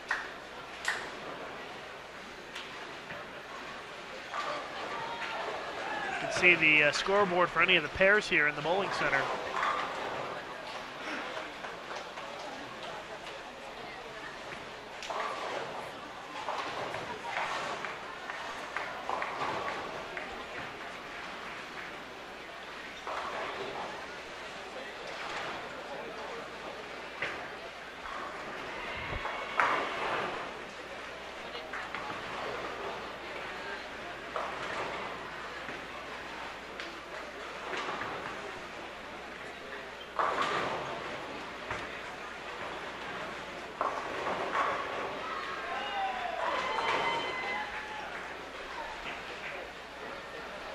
Tried to make this World Championships as spectator-friendly as possible for those of you at home, with the live scoring, the results updated quickly, the statistics, and the live streaming. So hopefully you're enjoying the full complement of technology available here at this year's World Championships. It's nice to have, and I think a lot of people really enjoy it. I was just got distracted because I was watching down on 62. Johnny Mortensen from Denmark. He got a strike and he was running it out backwards, and he tripped over the ball return on the lane next door and ended up sitting on top of the ball return. It was actually quite funny. It's too bad we didn't have it on camera because that would be really enjoyable to watch. He was okay though. He was laughing about it. It was pretty funny.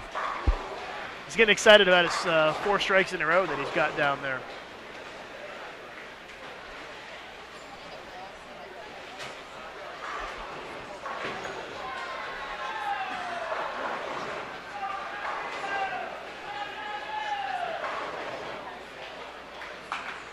So we've got a few frames to go here in game 3, and then we'll be at the halfway point of this block.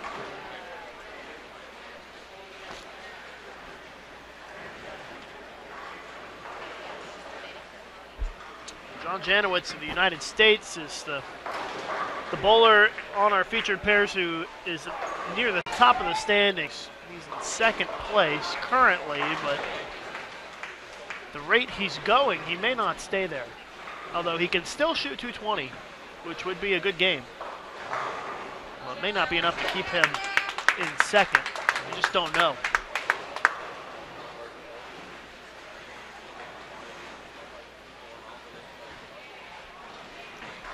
Korea's Choi Bak-eum already in the 10th frame.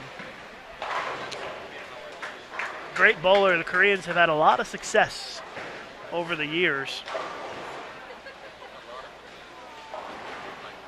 Choi Bak-eum has been a part of that success for quite a while now.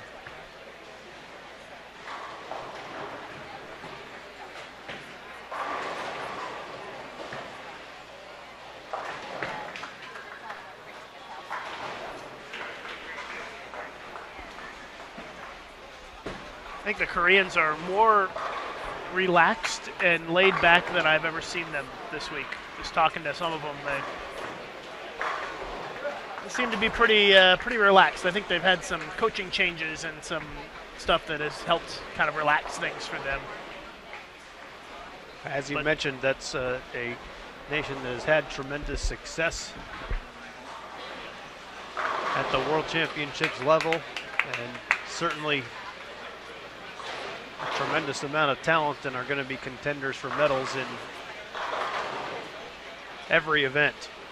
When they have a very I understand a very strict training regimen too. They take it very seriously, and they spend a lot of time training together. That helps. A very dedicated and disciplined team, and you could see it in the results. Yeah, Bak-eum with 237 that game puts him at plus 90. That's a pretty good total. It's going to keep him right up there near the top of the leaderboard for sure.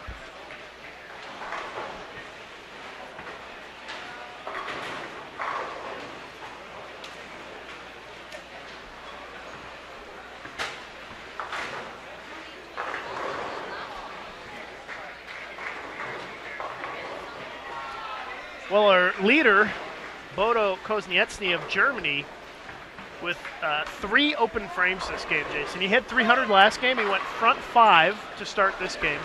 9 miss, strike, 9 miss, 6-2. So he can only shoot 213.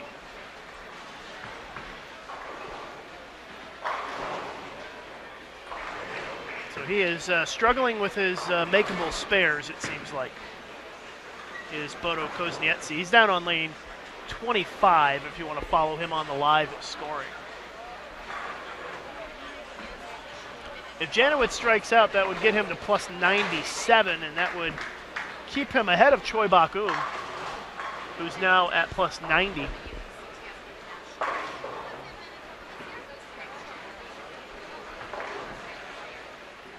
So Bak-um could move up into that, crack that top 4 after this game.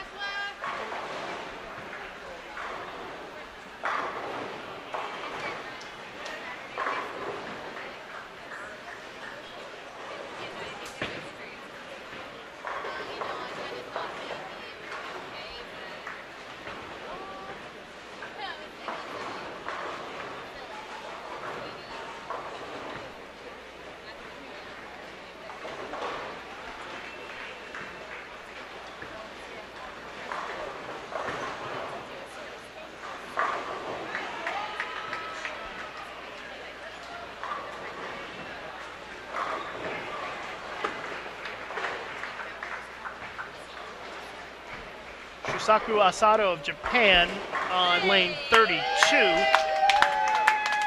can max at 237 this game. That would get him to plus 108. So if he strikes out, he could take the lead. Some cheering from the Canadian fans as Dan McClellan finally carried, had thrown 9 counts and was single pins that he converted 1, 2, 3, 4, 5 consecutive times, 6 total in the game. So throwing the ball well, just hadn't been falling for him. Finally broke that streak. 9th frame for Fagan, and he can't get that corner pin out of there. That would have been a 3-bagger, but instead we'll slow him down a bit. Well, the Frenchman, Kevin Savy, who was in 3rd place, is bowling a very bad game. Only 109 in the 8th and a strike in the 9th. So he is going to drop out of the top 4 by quite a bit.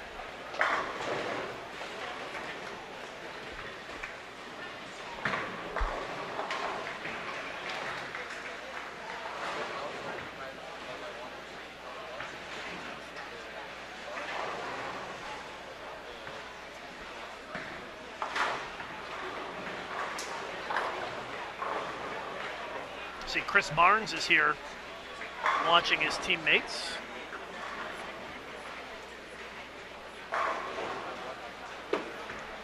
A lot of the other team members like to come and watch their teammates bowl.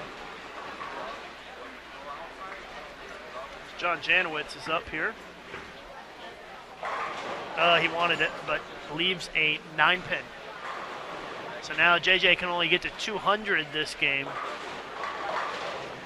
And I would assume that he might fall out of the top 4 with a 200 game.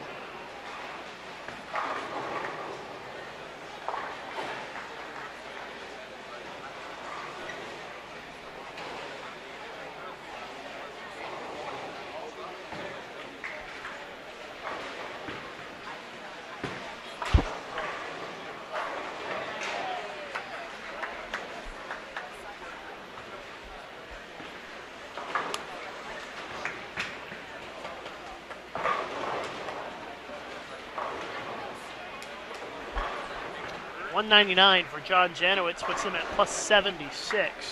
Bodo Kozniecki, who's our leader, shot 201. That puts him at plus 102.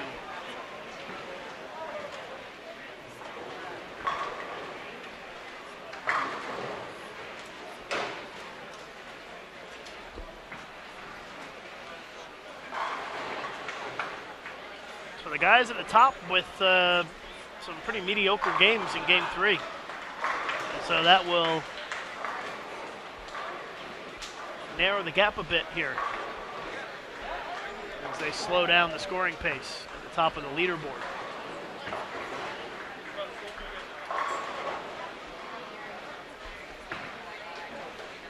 Shusaku Asado of Japan is on 32 if you're following the live scoring, and if he strikes out, he'll shoot 237.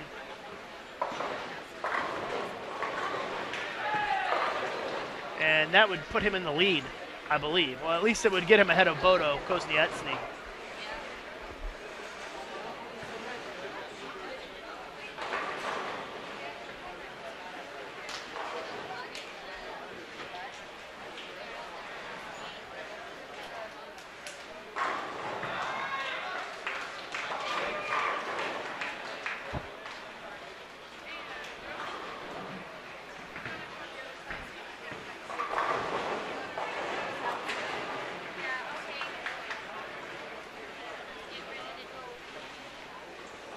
Tenth frame for Fagan.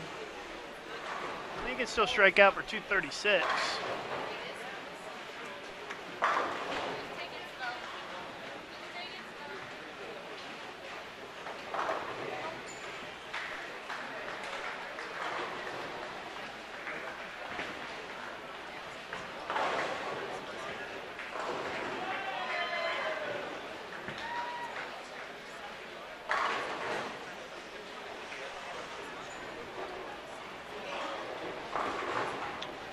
Shusaku shot 225 to get the plus 96.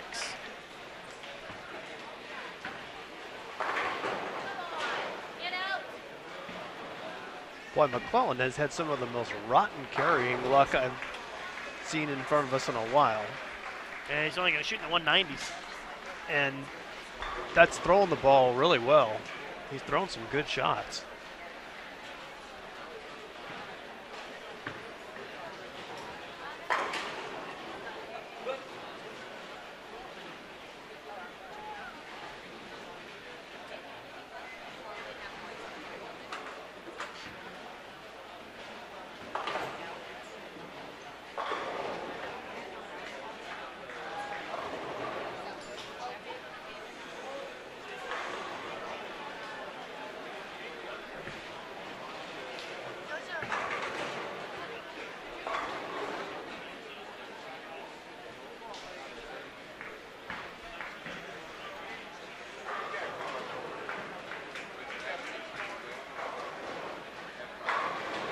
Fagan with a double gets him into the 230s. He can get to plus 56 if he strikes on the fill ball.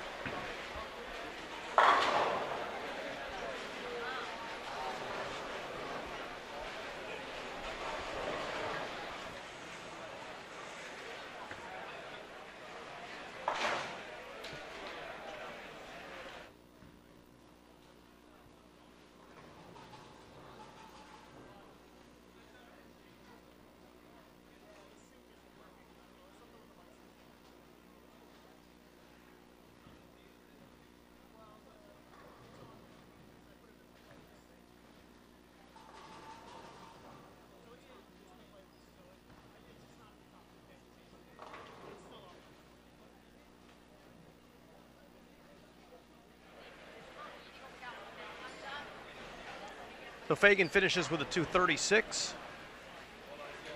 And that is going to conclude all of the action in front of our cameras.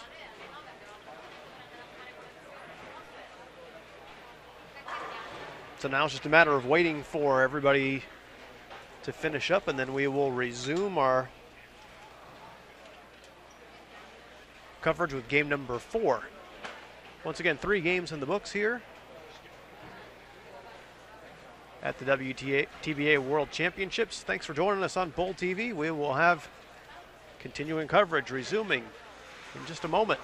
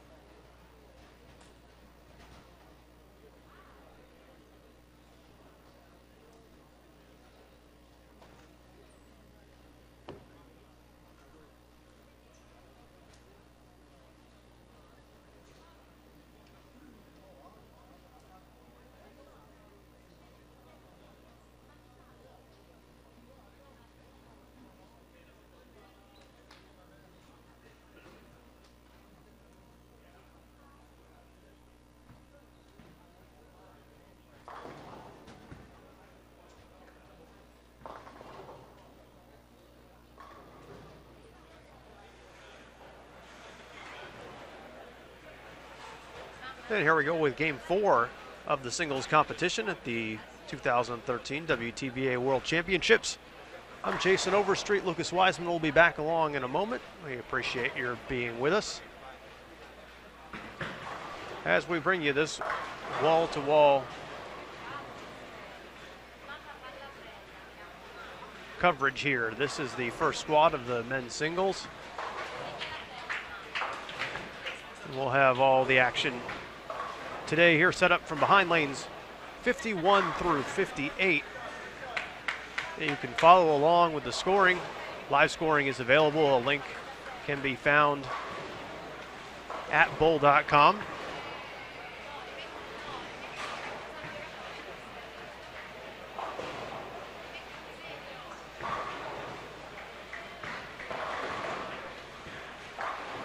That link is available also there in the information portion of this YouTube event.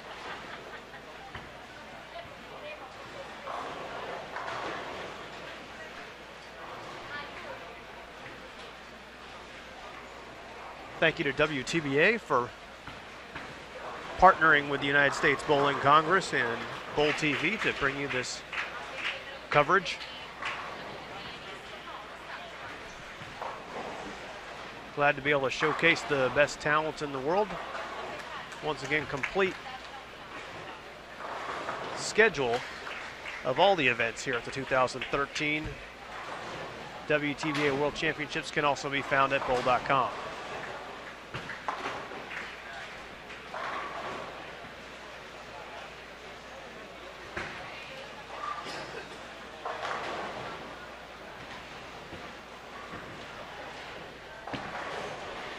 Lucas now back with us. Just went and checked in the press room, make sure everything was okay in there. Kind of serving a dual role here at the live streaming and the kind of making sure the press room's okay. And Herbert's in there watching the live streaming. He said, thanks for mentioning Bowling Digital a couple of times. So, again, bowlingdigital.com and bowl.com, your two resources for information on the World Championships. If you like international bowling, you need to have Bowling Digital bookmarked. That's right. Herbert does a good job with that site.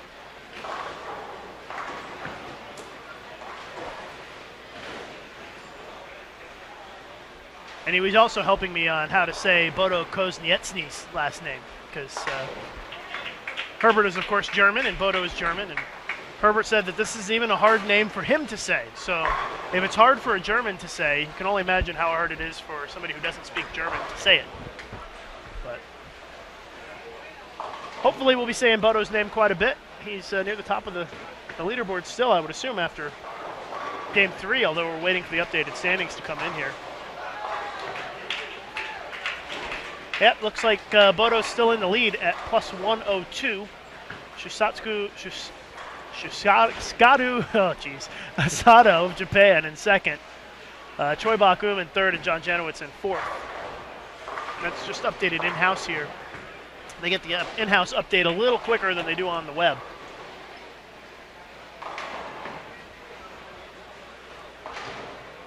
And I should say that Shusaku Asado is what I was trying to say. The Japanese player, now in second place.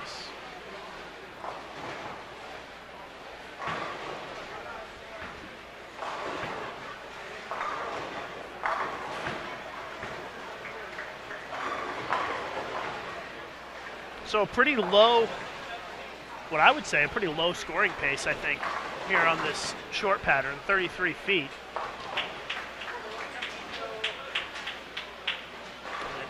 The Sydney pattern, 33 feet, Seoul 39, is tomorrow. Well, not tomorrow. It's doubles.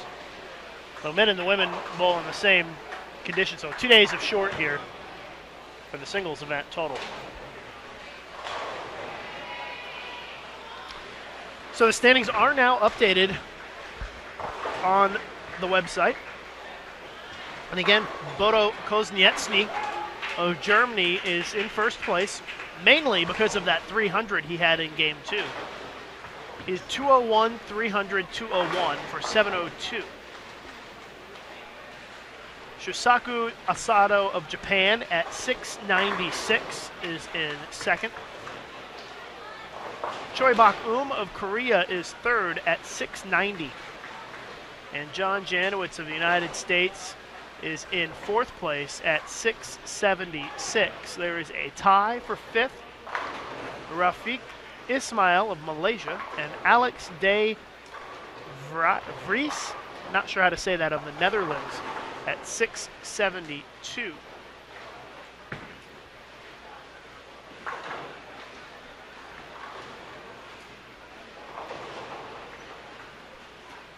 So we've got a lot of players bunched together in the standings who still have a chance to make it into that top four on this squad with half a block to go. Now I want to update the statistics here and see if I can get some new numbers.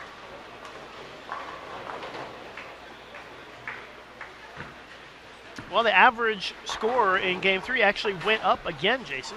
First game, 188.74. Game 2, 189.91. And Game 3, 192.01. So the field average went up another pin. It's about the same amount.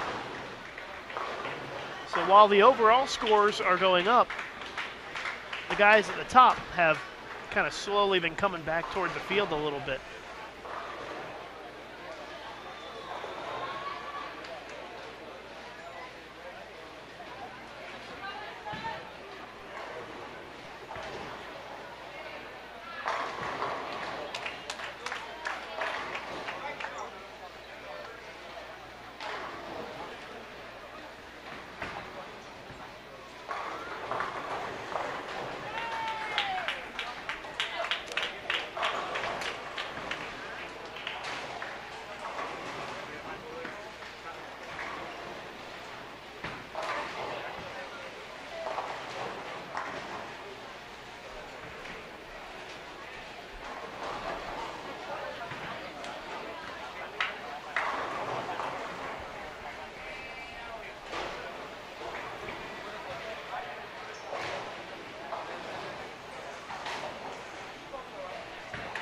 countries in front of us for this game are Puerto Rico, England, Greece, Indonesia, looks like Thailand, Macau, China, and Finland, as well as Kuwait.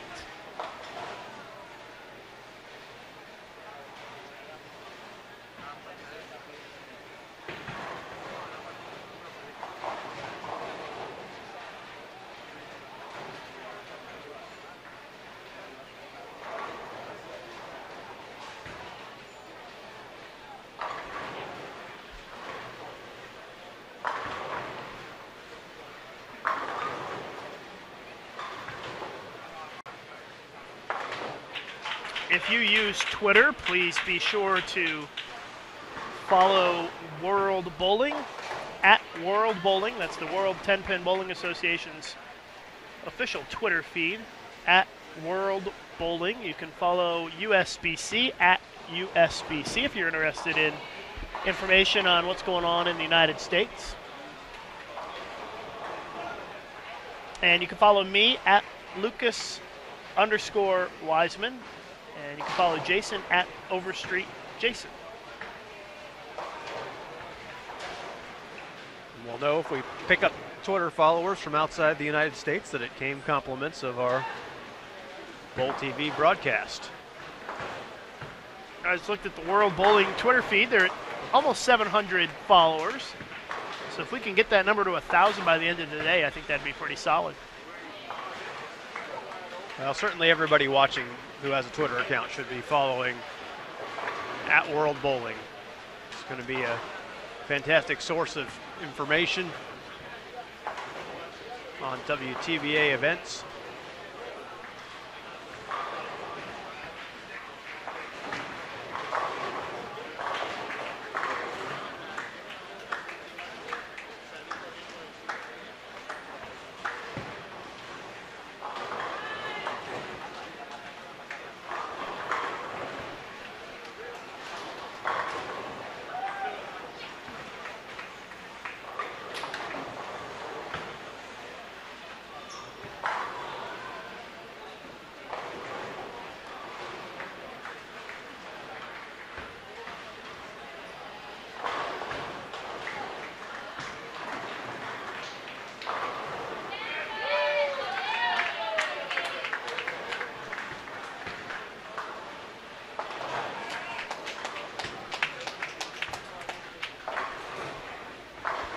Someone asking if that's Sean Ryan coaching, and yes, Sean Ryan is coaching the Thai team.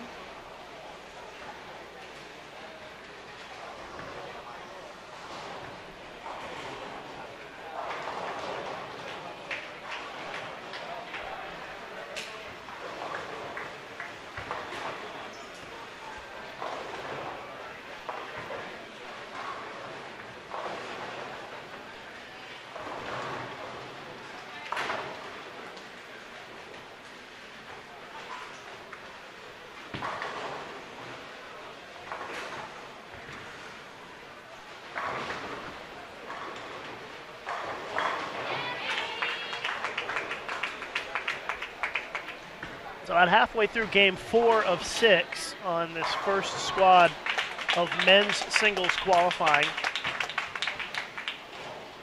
The rest of the men's field will bowl coming up next. And that squad is scheduled to start in 2 hours and 45 minutes, and I think it'll probably be pretty close to on time.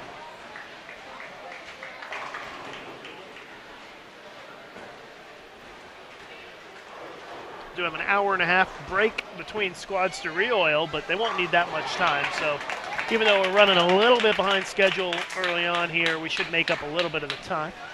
The semifinals are scheduled to start at 5 p.m. Pacific time here in the Las Vegas area.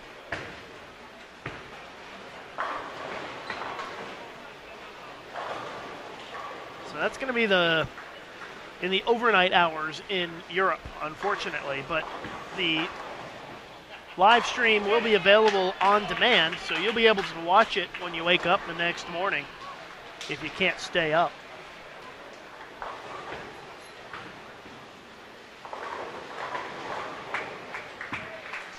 Yeah, looks like the semifinals, Jason, are going to start at about 3 a.m. in London, 4 a.m. in Central European time. So that'll be a little tough for those folks there to watch live, but they can watch the recorded version for sure when they wake up in the morning, and we'll have that video for you on the official website for the championships, as well as right here on our YouTube channel, which is youtube.com/BowlTV. And you may want to subscribe to our channel, and that way you can set up an email notification so you'll know exactly when that video gets uploaded. It should be about an hour after the finals end is when that should be available. And for those of you in Asia who might be watching, the semifinals will start at 8 a.m. in Hong Kong. That certainly can be a challenging part of trying to follow in different time zones, is when the finals, the players you're wanting to see are in the middle of the night or early in the morning.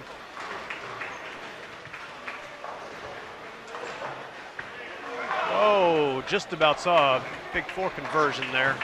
Really close. Yeah, he bounced it off. He actually got the 2 hard pins out, the 4 and the 6, and he left the 10 pin standing. It's pretty hard to do.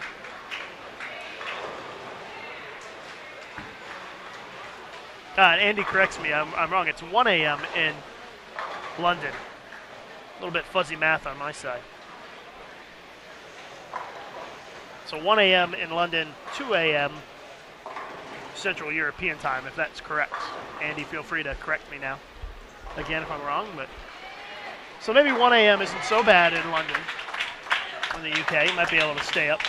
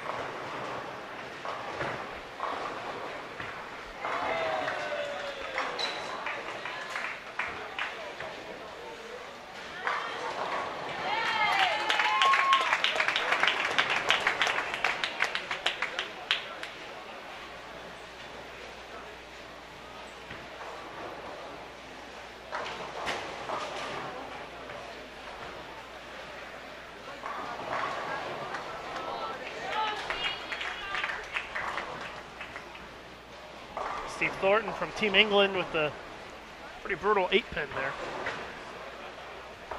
Not a bit happy with that at all. Don't blame him.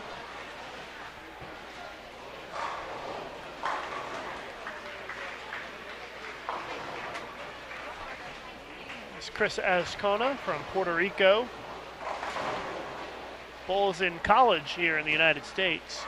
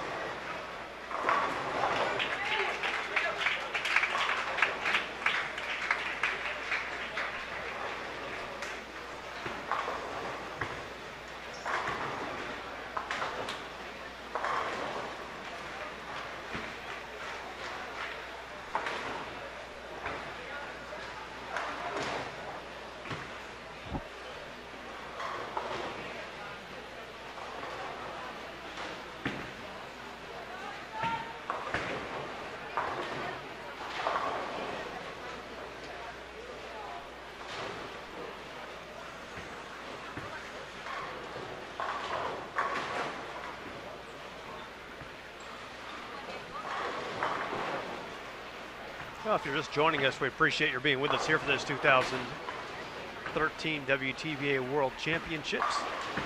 Game 4 right now of the men's singles. First squad of qualifying.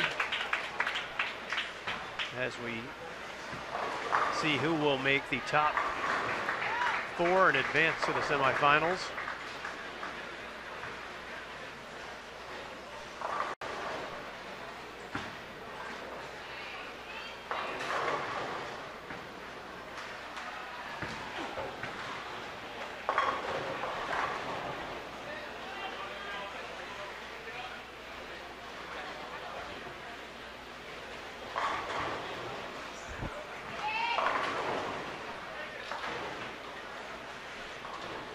Well, it looks like John Janowitz, Team USA, having a rough go of it here in Game 4. Has not struck through 6 frames and has an open.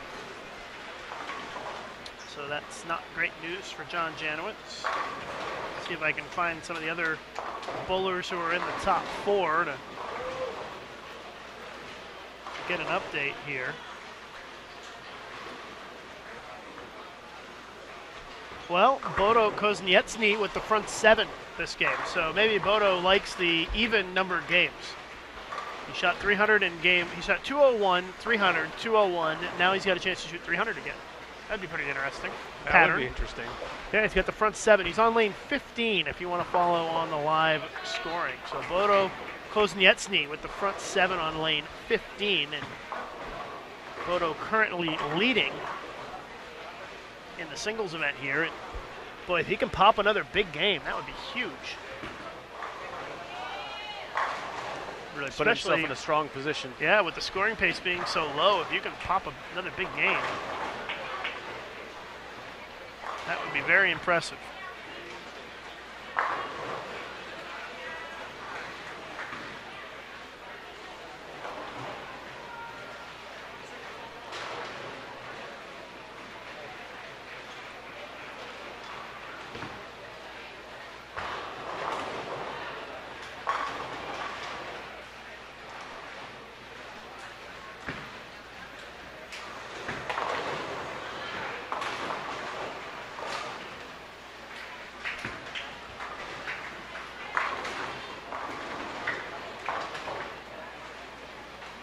Choi Bak-eum of Korea is really struggling this game.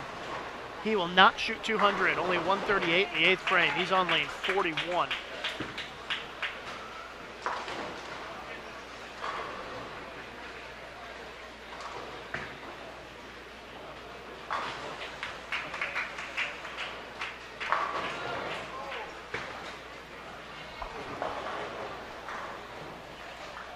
Well, I guess, Lucas, is what you heard as far as feedback goes from the official practice, that this pattern was playing difficult here.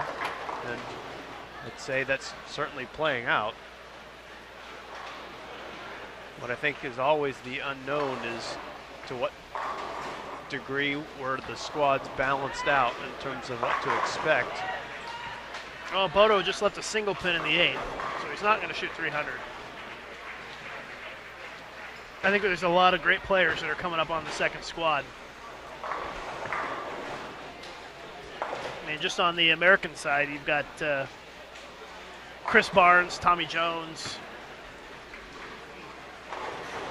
Bill O'Neill. Yep. Bill O'Neill is also on that next squad. John Serbinsky as well. Stu Williams, just saw him walk past. He's bowling on the next squad from England. There are a lot of great bowlers on that next squad.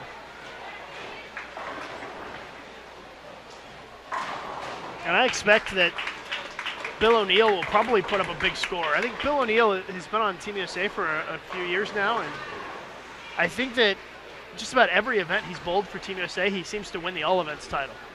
So Bill has some definite pressures on him to bowl well here this week. The other Korean, Shin Sung-hyun, has the front 8 right now on lane 41. He's at +3, so as for the low scoring pace can help some of these people who are kind of with just mediocre scores after 3 games, because if you pop a 300, you're right there at the top of the leaderboard. So things can change pretty quickly.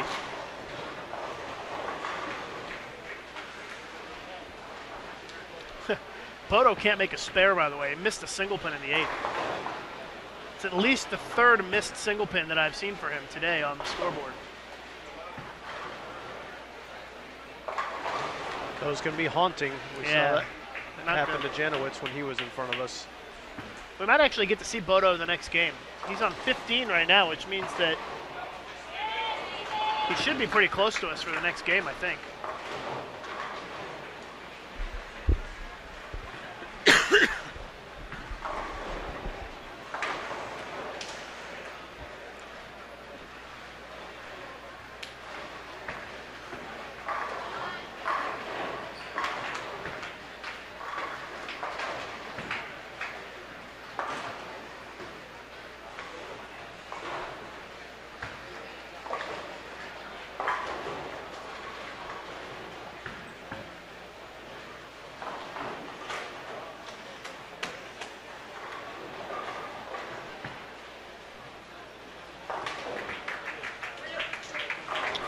Well, the Dutch bowler, Alex de Vries, I know I'm not saying that right, has the front 8 on lane 25.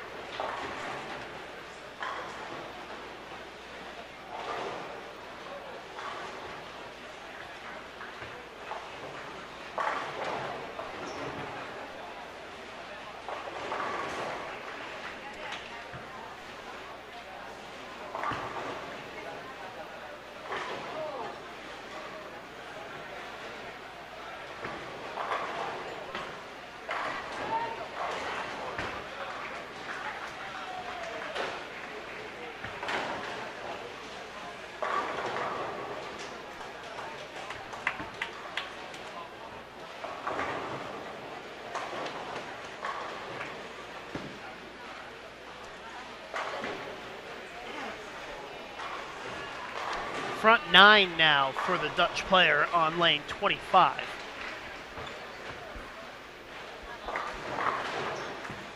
The Korean, who had the front 8, went 5-4 in the 9th, so his run is over.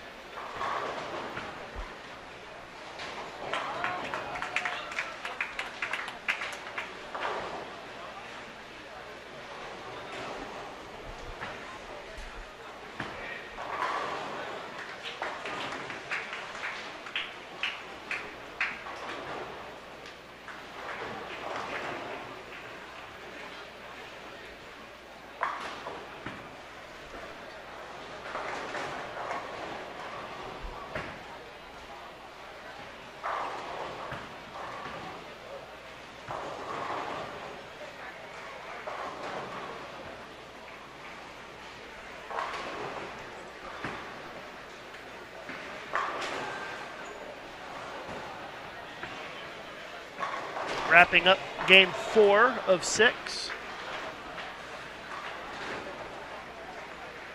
And we could see some dramatic changes at the top of the leaderboard after this game. I think that we're going to see a couple of the guys start to build a little bit of a lead. That's what it seems like to me.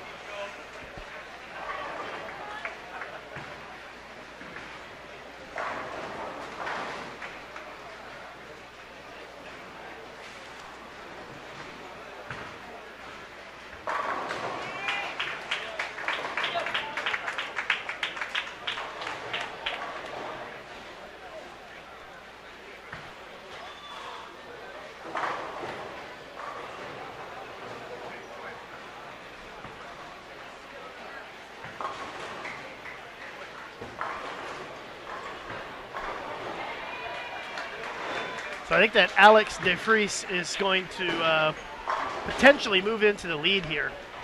If he strikes out and shoots 300, that would put him at plus 172, which would be a pretty good total after 4 games. But Bodo Kosnietsny, he can still get to 267, which would put him at plus 169. So those two players could be in a really good position with 2 games to go if they can finish out strong here in game 4.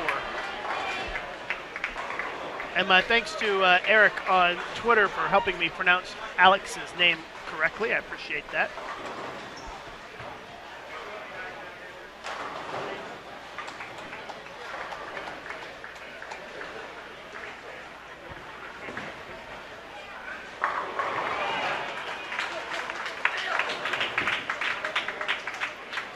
Well, and we appreciate everybody on Twitter, Facebook, or however you want to let folks know about this live coverage. We've seen our viewership continuing to slowly trend up. We'd love to have as many folks as possible watch this outstanding international bowling. It is a free service provided by WTBA in conjunction with the United States Bowling Congress. I'd also like to thank all the USBC members who are watching. USBC members help make Bowl TV possible.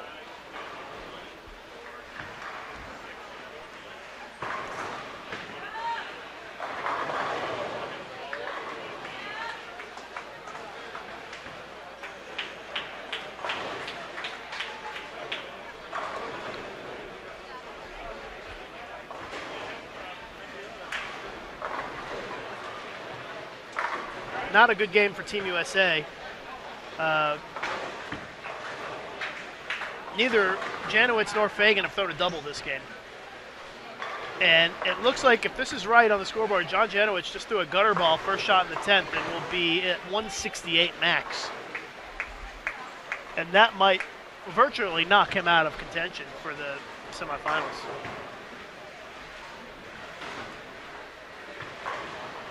That might just be too much to be able to recover from. Yeah, it's hard to come back from a game in the 160s.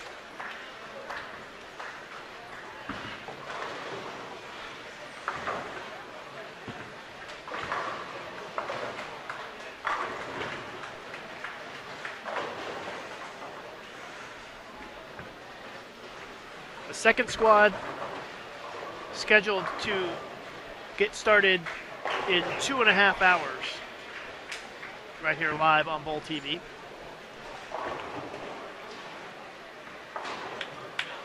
Alex de Vries with the front 9 from the Netherlands. He is down on lane 25 if you want to follow the live scoring. Too far away for us to have a look at it here on camera, but he just left a single pin. So the run at 300 is over, and he will be able to max 279, which is still an outstanding game and will almost certainly put him in the top 4, probably in second place if I had to guess.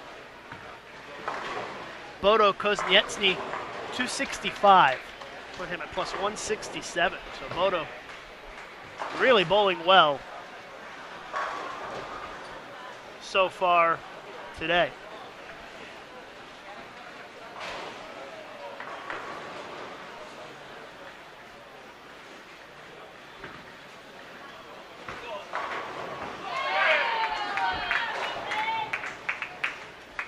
John Wells also putting together a good game for England. Get the 249 if he strikes on his last shot.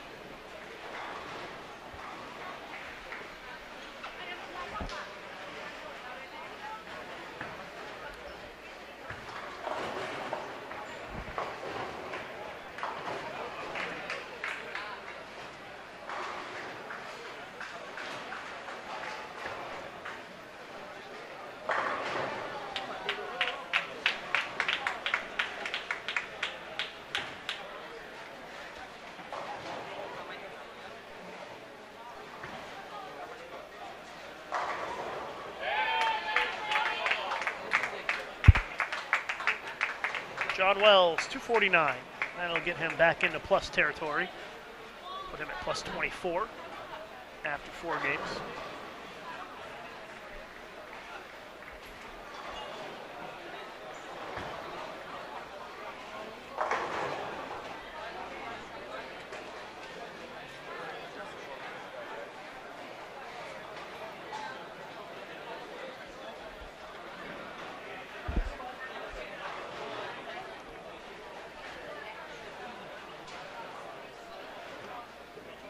.278 Alex DeFries puts him at plus 150. Bodo Kuznetsny at plus 167. So I think Bodo's still in the lead.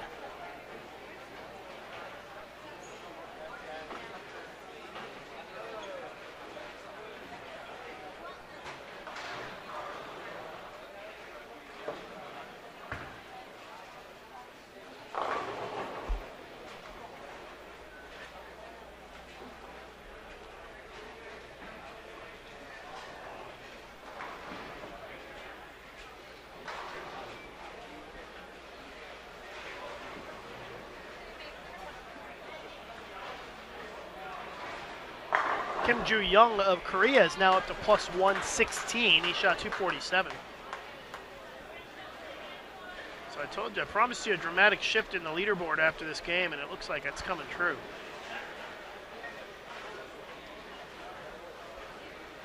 As you mentioned numerous times, Lucas, is just so much possibility to jump around real quickly in this short qualifying format. Especially when the scores are low. It doesn't take much to move up quite a bit. Shakir Al-Hassan of the UAE plus 101. So he's right in the mix.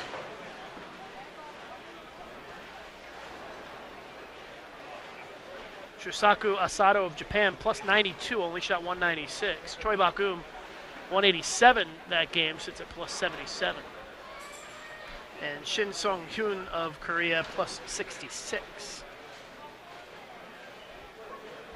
So all the competition in front of us wrapped up for this game, and now we just wait for everyone to finish up throughout the house. Once again, if you're just joining us, that's how it works in this WTBA competition, is that everyone waits until the play from the game is concluded, whistle sounds, and then all the players move at the same time. So we'll take this opportunity to thank our hosts here at Sunset Station Hotel and Casino. Certainly one of the premier destinations for bowling in the United States. The USBC Queens, a stop in the WTBA World Tour, will be coming up here immediately following this event. Team USA trials also held here, so if your travels take you to the Las Vegas area, we certainly invite you to come to Henderson. Spend a little time in the suburbs. It's really an all-inclusive resort here with fantastic restaurants, swimming pool, movies, entertainment, everything you could want in one place here at Sunset Station Hotel and Casino.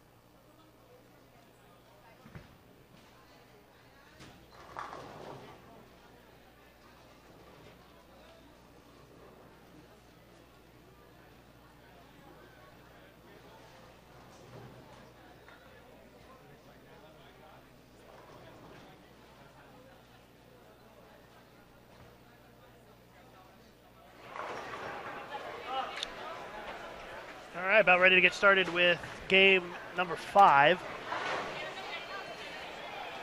In front of us here, we've got Dominican Republic, Japan, Mexico, Sweden, Colombia, Venezuela, Austria, and Singapore. And we'll try to give you a shot of Bodo Kozniecny. He's on 59 and 60 this game, Jason. So maybe we'll try to get a shot or two of Bodo since he is in the lead.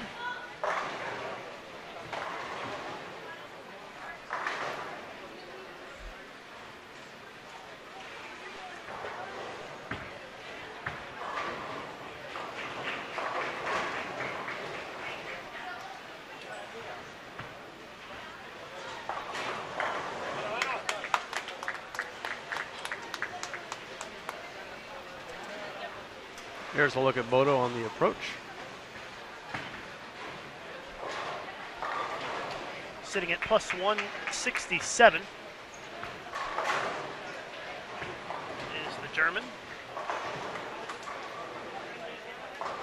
Oh, a little high on that shot.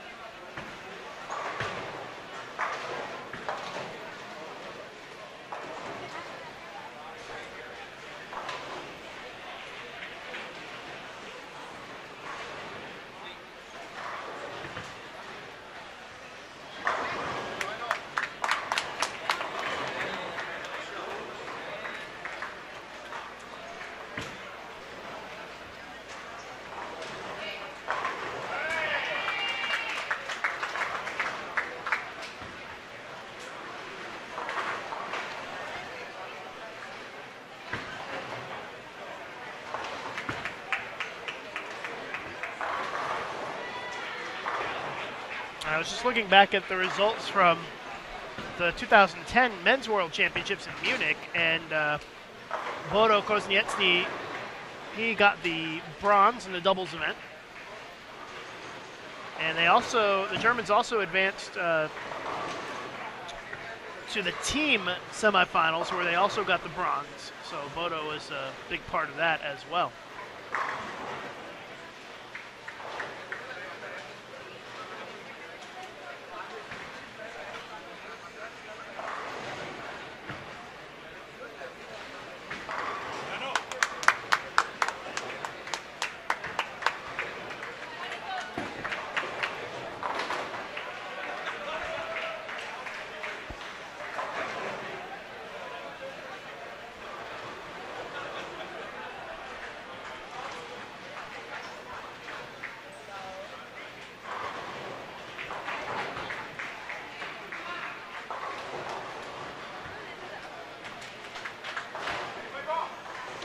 So after 4 games, as expected, Bodo Kozniecny is still leading at plus 167. That's 967, a 241.75 average.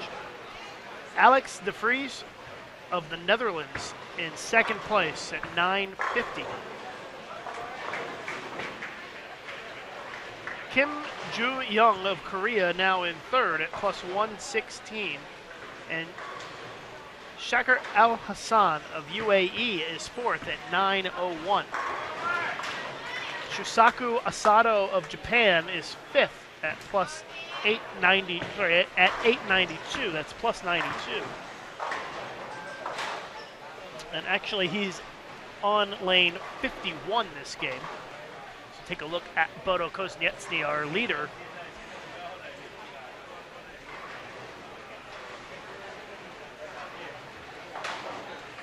After the open in the first frame, he leaves the single pin.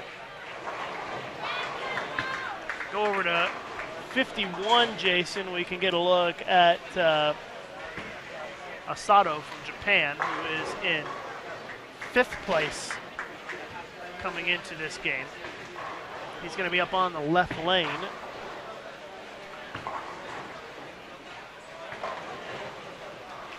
Wearing some very bright orange pants. I think that the camera does not do it justice. They're much brighter than they appear on camera. The Japanese making a bold statement with their outfit. So let's see if Asado can get a double to start this game. Sitting just outside the top 4.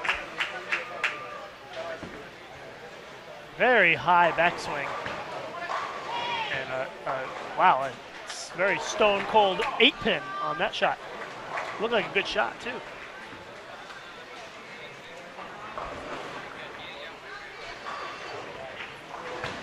So John Janowitz, after 167, fell quite a ways. He went from 4th to 17th at plus 43.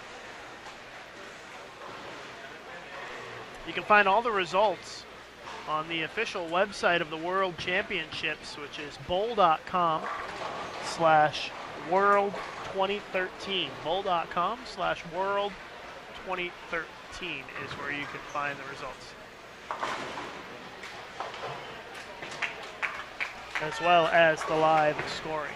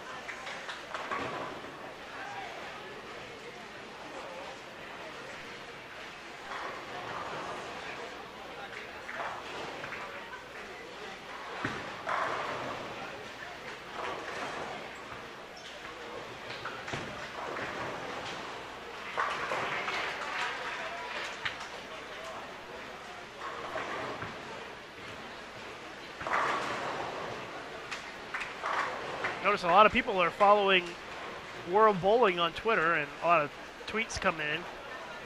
Femke Postma tweeted a picture at World Bowling of when you took a wide shot of the lanes, Jason, and said, such a nice view, we don't have that here in Holland. I think a lot of people around the world aren't used to such a large bowling center as we have here.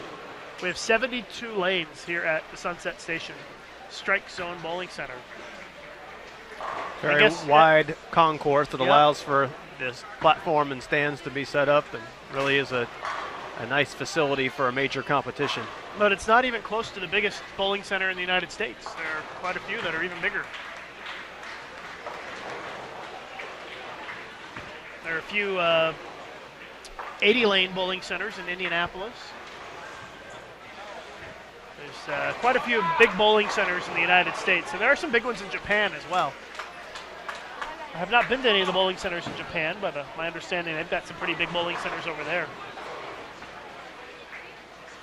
But especially in Europe, you don't have very many centers, I think, that are very big. I think that, I'm not sure what the biggest in Europe is. It might be Dream Bowl Palace in Munich, where the World Championships were. And I think they had, correct me if I'm wrong, guys, I think 56 lanes. That's what comes to mind. Maybe Andy James knows what the biggest bowling center is in Europe. Our friend in the UK. Looking forward to seeing Andy, who's coming a little bit later in these championships here to the Las Vegas area.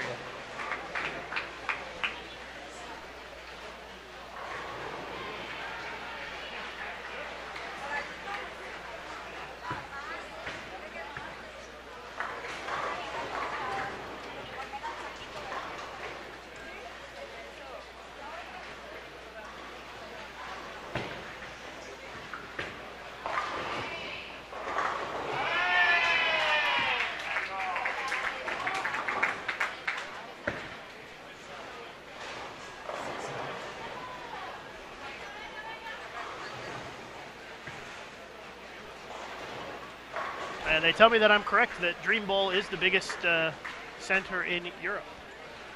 It was the last host of the World Championships in 2010 for the men.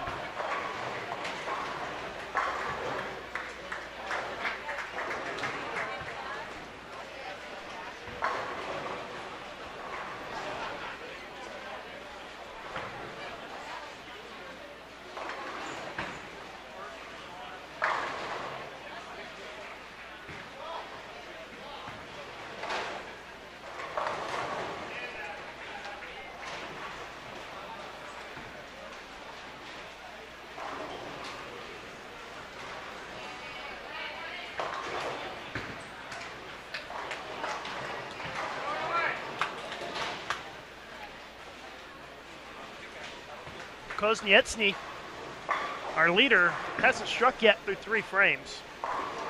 Open, spare, spare for Bodo.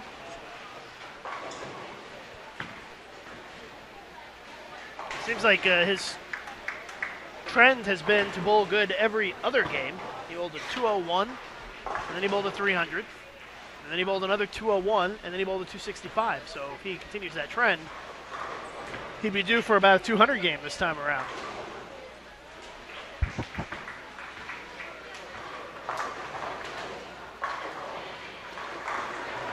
Nice shot there. Yeah, he's on the board for the strike in the 4th.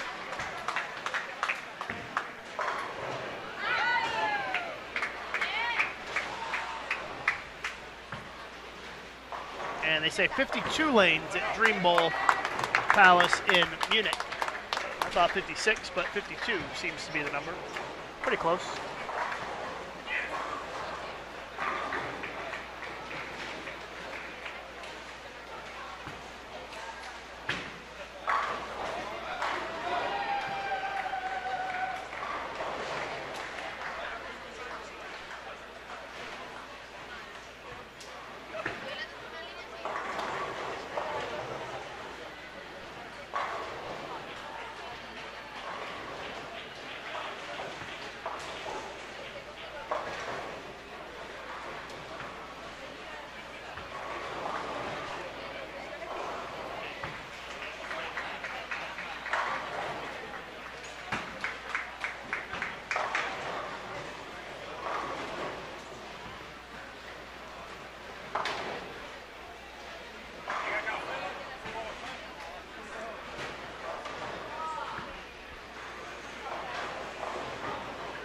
I think that what we're seeing so far is that nobody is putting up a huge total yet that can't be beaten on the next squad.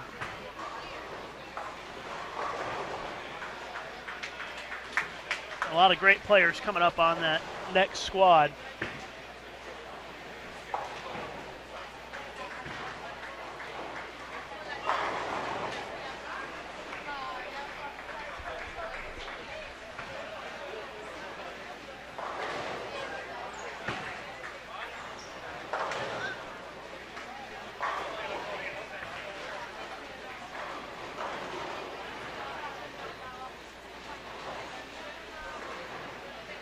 Kosnietsny left a single pin in the 5th, so no double yet for Bodo. And this is the time when you really got to turn it up a notch and get as many pins as you can if you're Bodo or Alex at the top of the standings. You need to try to put as many pins on the board to have a chance to make it into the semifinal with so many good bowlers coming in behind you on the second squad.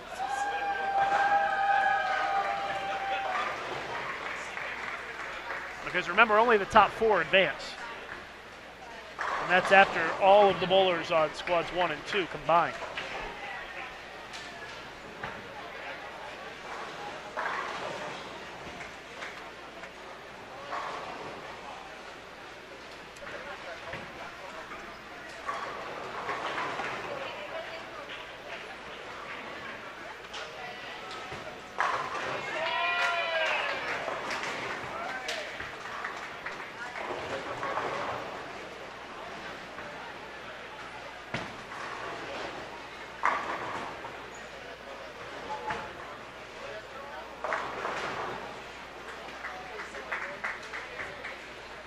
Alex DeFries, front 3. He was in 2nd place coming into this game.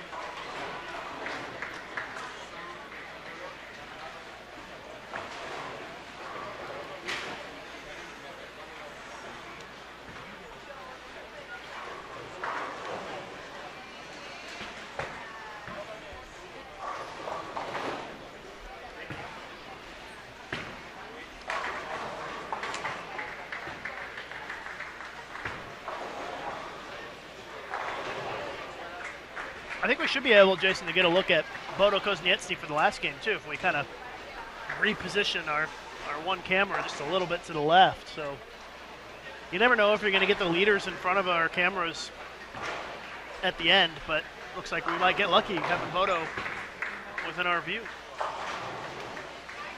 We'll we'll have to see. I see Pekka walking down here, our tournament director. Pekka Korpi, the Finn.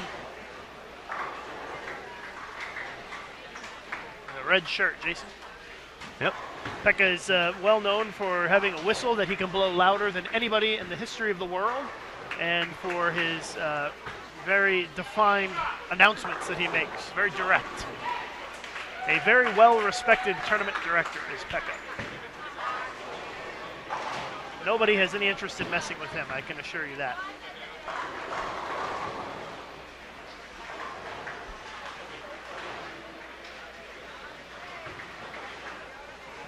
Always good to have a strong tournament director who doesn't need to be strong.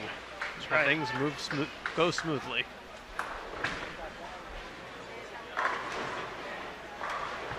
And they say that Alex DeFries is going to be on lane 59 for the last game, so that works out perfect. We could have the top two right in our view for the last game.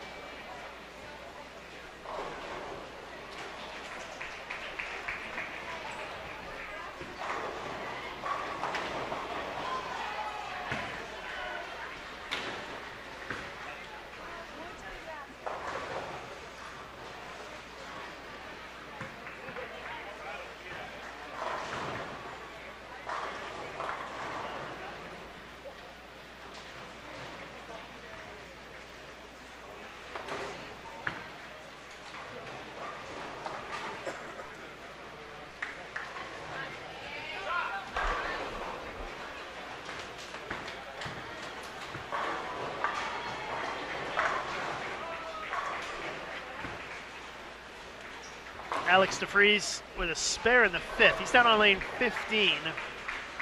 He's the Dutch player who you can follow on the live scoring.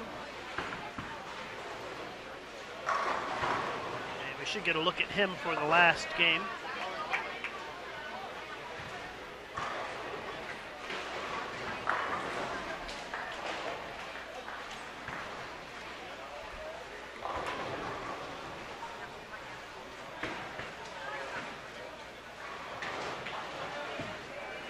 So easy to throw it in that right gutter on the short patterns. Play so far right. When you're trying to play that line right on where the best scoring line is. Not much margin for error for sure. Don't have a lot of room to miss.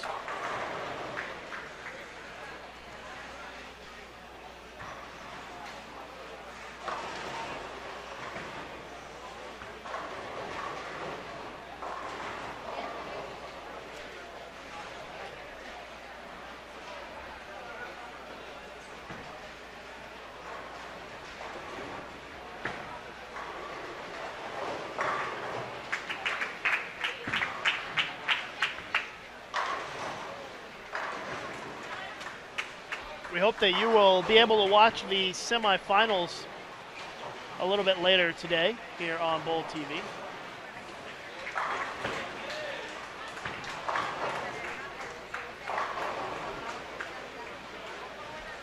They are scheduled to start in 6 hours. So you can do the math to figure out what time that is in your time zone, but we're scheduled to start the semifinals in 6 hours. We're scheduled to start Squad 2 of qualifying in 2 hours. And we still have about a game and a half to go here on this squad of the men's singles. I think that we will start Squad 2 pretty close to on time. The semifinals may start a little bit late.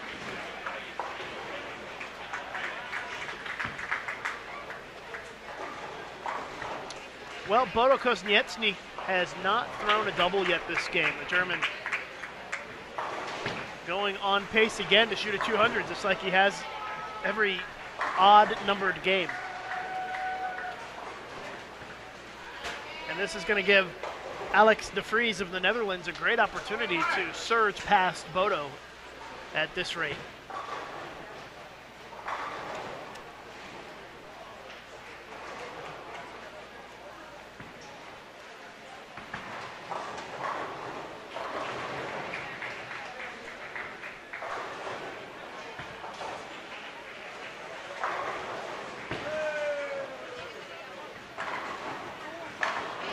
Donald Lee sent me a tweet at Lucas_Wiseman and wanted to know if Del Warren is coaching the Dominican Republic, and yes, he is. Del is here coaching them. Not sure if he's staying the whole time or not, but he's here coaching for a bit.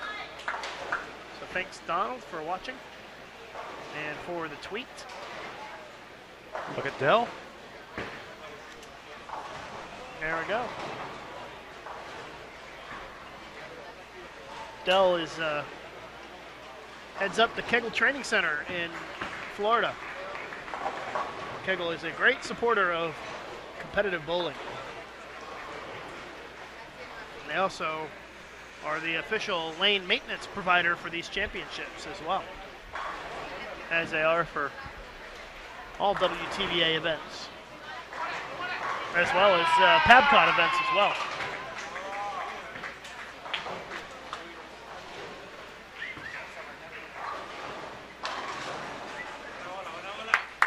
Alex DeFries missed a single pin in the 6th. Down on lane 15. That's bad news for him.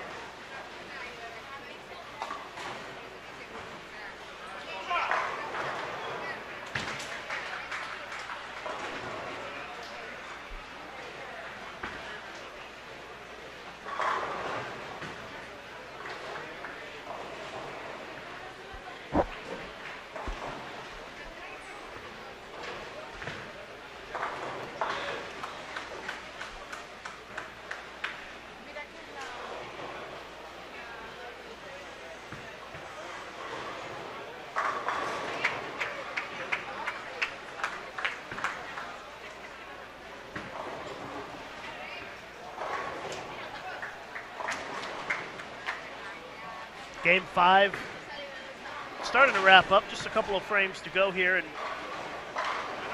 Game 5, and one more game left after this one.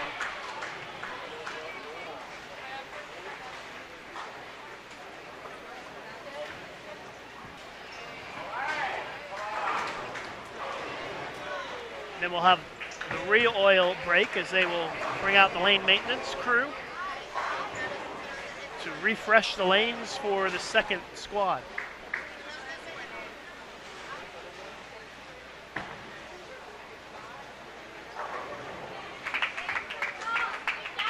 Bodo Kozniecny is up in the 9th frame. Had it open in the first, has not thrown a double this game. There's a strike. That'll give him a chance to get back into that 200 range again. Hasn't been under 201 all day.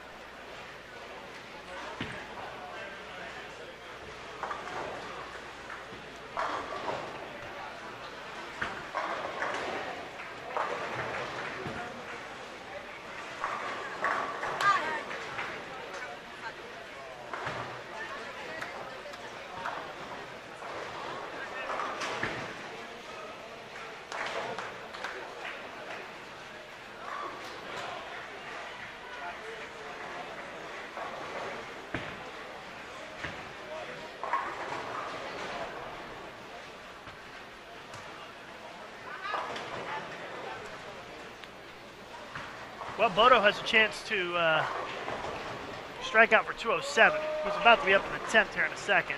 Show it to you in just a moment.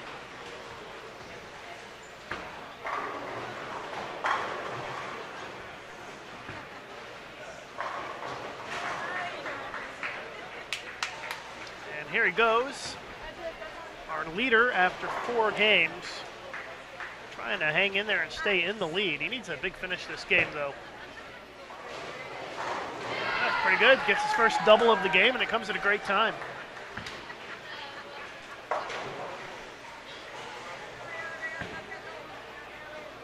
So that will at least get him into the 190s, and another one will get him into the 200s.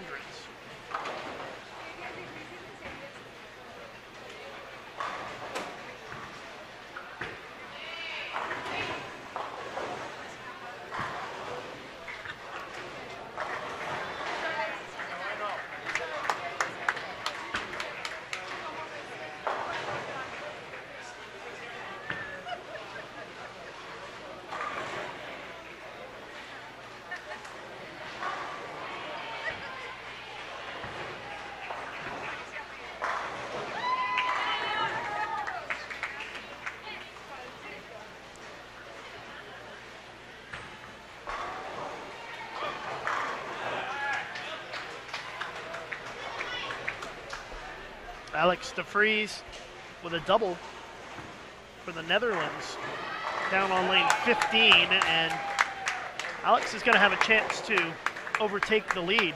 Bodo with the double there, but in the 10th. But he can only shoot 207, which would put him at plus 174. So Alex de Vries would need 225 this game to move into the leading, and he can shoot 257. So it looks like he's got a legit shot to get there.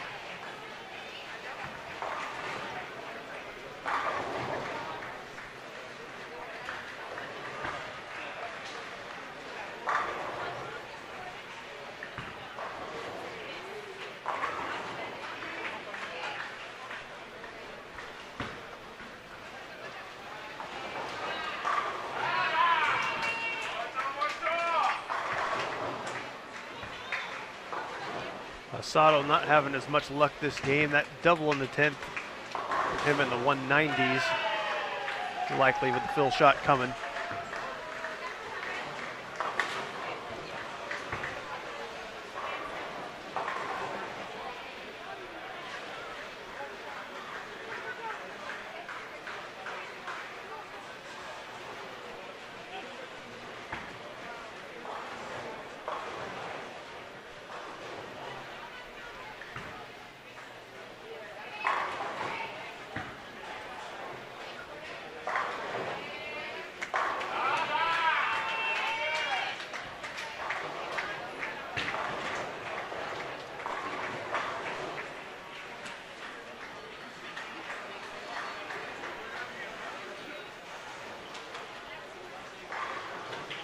So most of the action on the pairs in front of us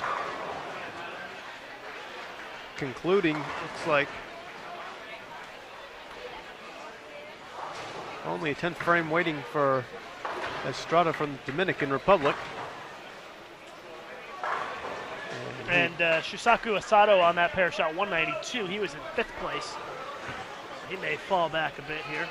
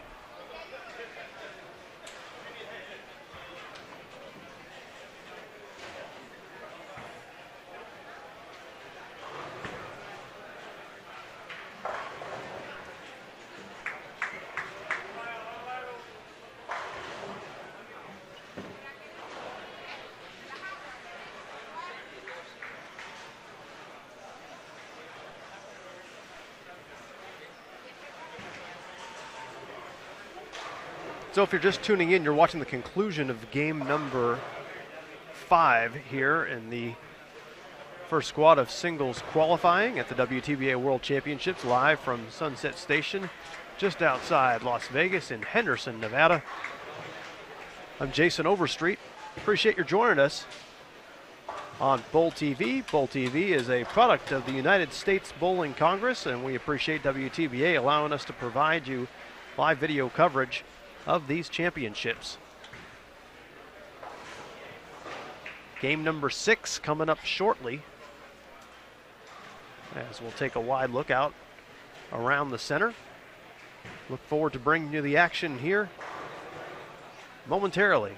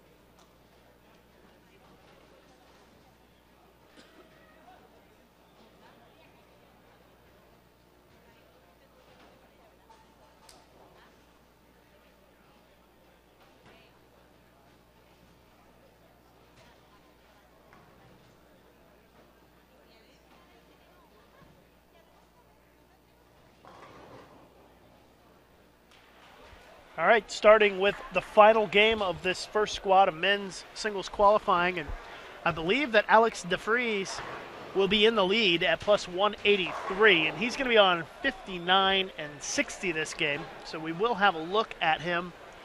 And We also have adjusted the camera to take a look at Bodo Kosniecny, who's at plus 174, who I believe is in second place. We have to wait for the standings to come in so that we can take a look to make sure that those guys are first and second. But I believe that they are, unless somebody shot a really big game, which is always possible when the scores are at this level.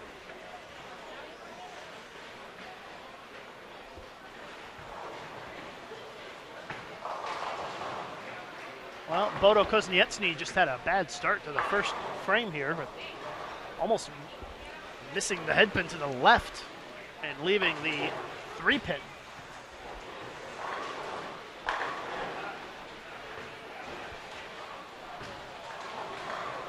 So again, they're just starting game 6. We should have standings for you here momentarily to confirm what we think.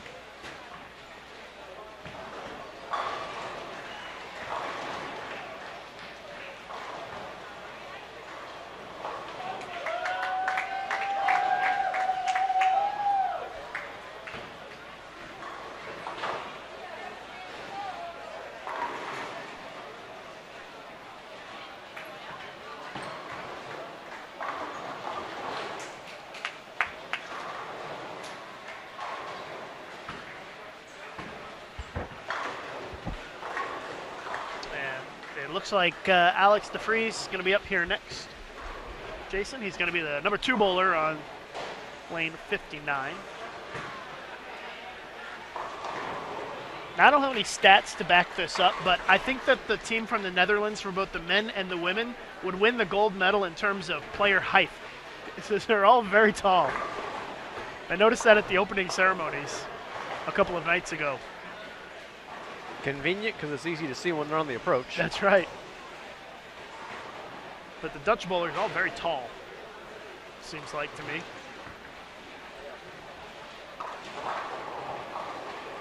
And we haven't seen Alex yet today, but this is our first look.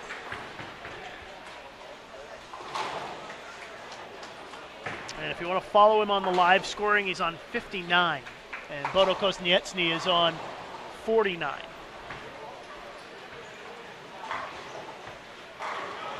There you go. Interesting ball roll there for Alex. First time I've seen him bowl.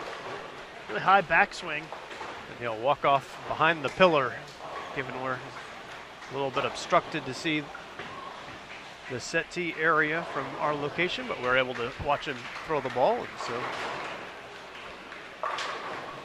standings should be updated any second on bowl.com/World 2013.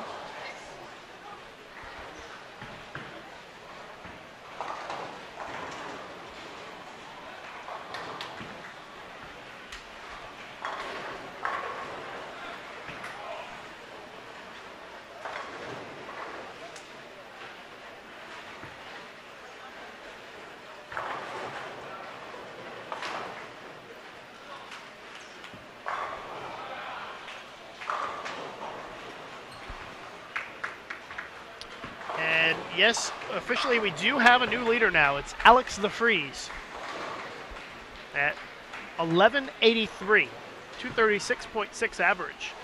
Bodo Kosniecny of Germany, second place with a 234.8 average, so just 9 pins behind. Korean Shin Sung-yoon is third, 63 pins behind the leader.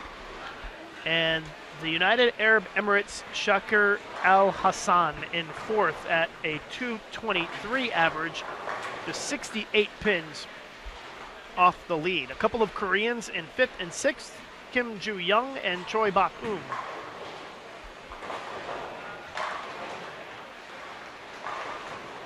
And actually one of the Greek players also in contention, 87 pins off the lead right here on lane 56.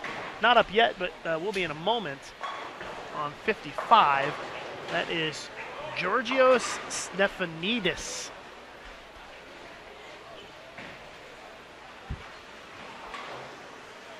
Got 3 Koreans in the top 6. So maybe the Koreans are establishing some early dominance here in terms of depth of the team.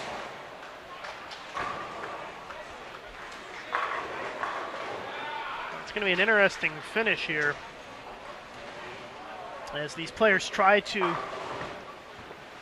stay within the top 4 to have a chance to make it into the semifinals. And really, top 4 probably is not going to be good enough. They need to find a way to be either first or second, I think, on this squad to have any shot to make it. But you just never know what the scoring pace will be like on the second squad.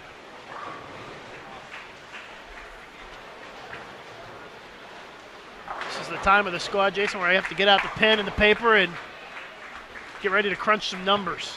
This is where being in that number 2 spot can just be so critical as well here, as things are tightly bunched with different players here. And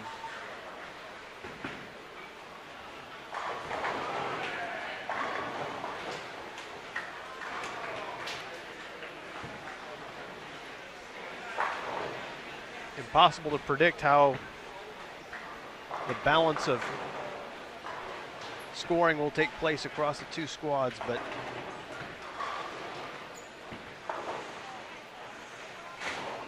ooh, a missed spare there for our leader. Can't afford to do that at this stage. Can't afford to miss the makeable ones for sure.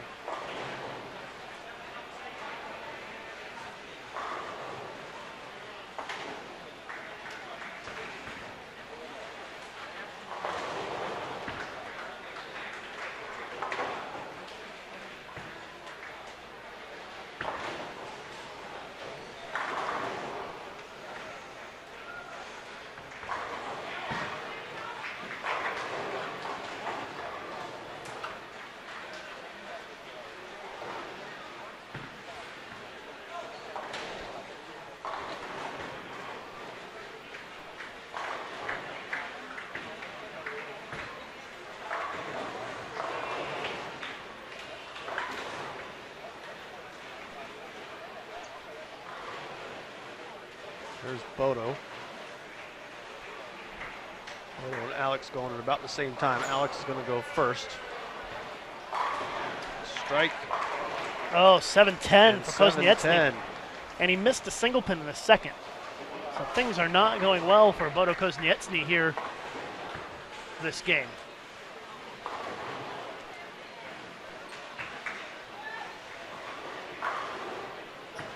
And when the scores are this tight, there are a lot of people that really have a chance to still get into that top 4. Especially if the leaders struggle a bit down the stretch.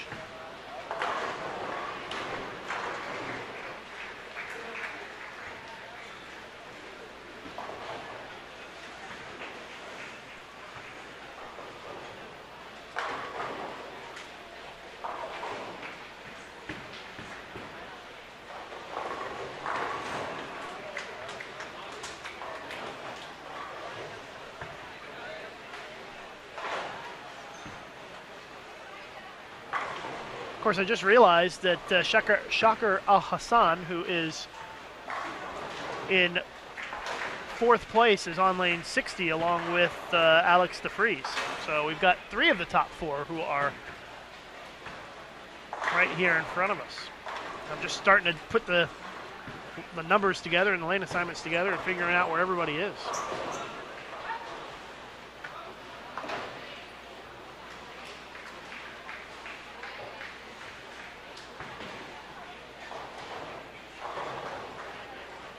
We'll do our best to give you shots from all of those key players that are jockeying for the top 4.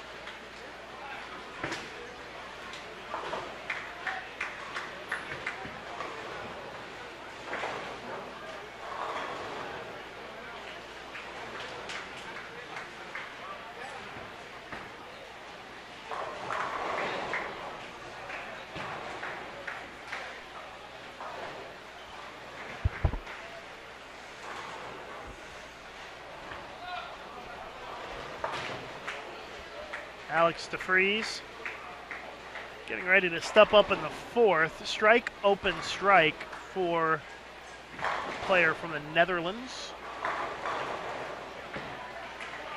This is the fourth frame, looking for a very important double here.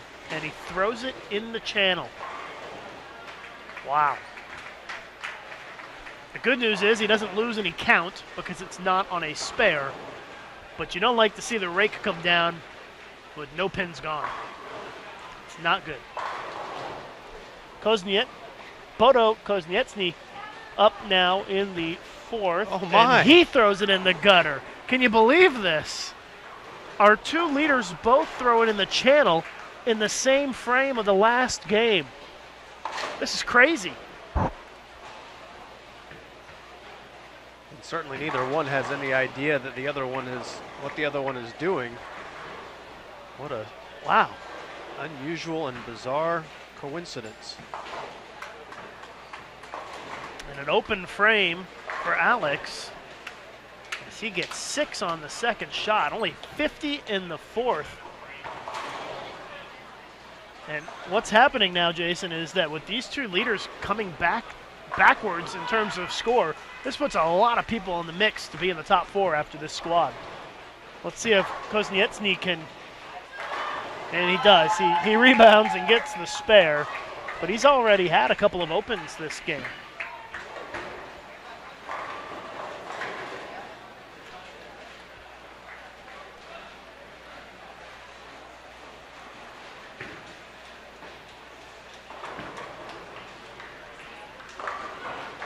This is going to be one of those finishes that's going to be really close amongst the top 4, and it's going to be really hard to tell until we have the official standings come out.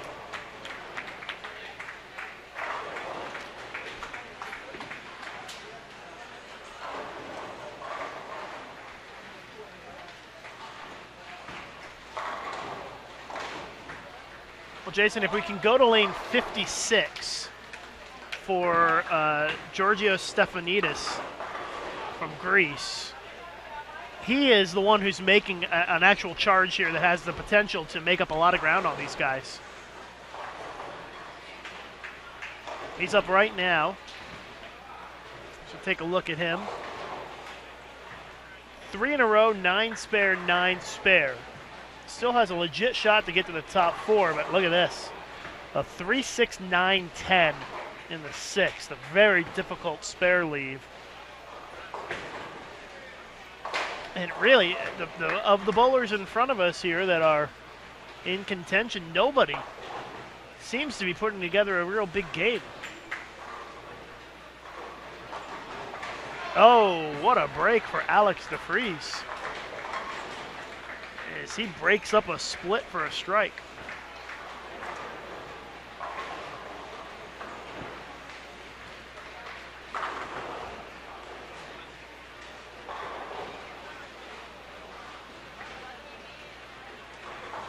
Well, meanwhile, down on lane 21, Shin Sung-hyun, front 5-9 spare for the Korean, who's in 3rd place. He's well away from all of the rest of the players. Probably has no idea what's going on down there. And he's making up ground very quickly and is in contention to be the leader on this squad.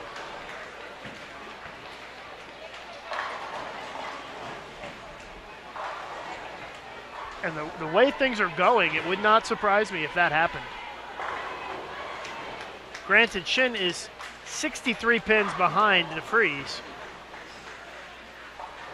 but a lot of that ground has already been made up.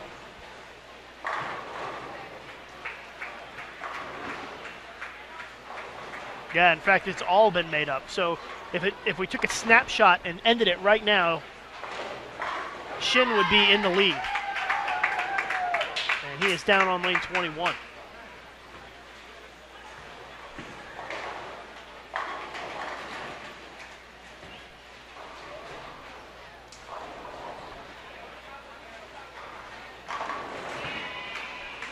Player who's in 4th place coming into this is Shekhar Al-Hassan, who's about to be up on lane 60.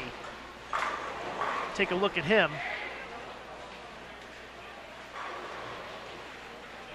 he is really struggling this game. Only 75 in the fifth.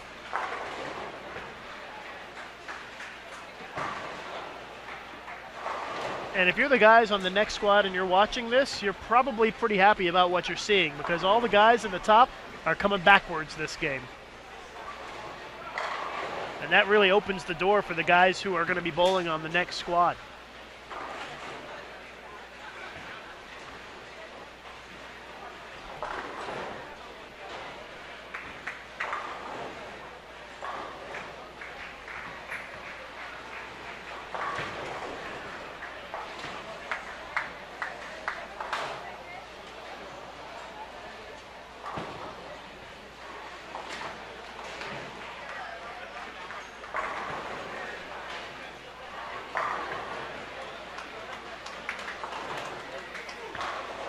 It's kind of unusual, Jason. Usually you see the guys at the top of the standings really make a push at the end, and we're seeing the opposite here.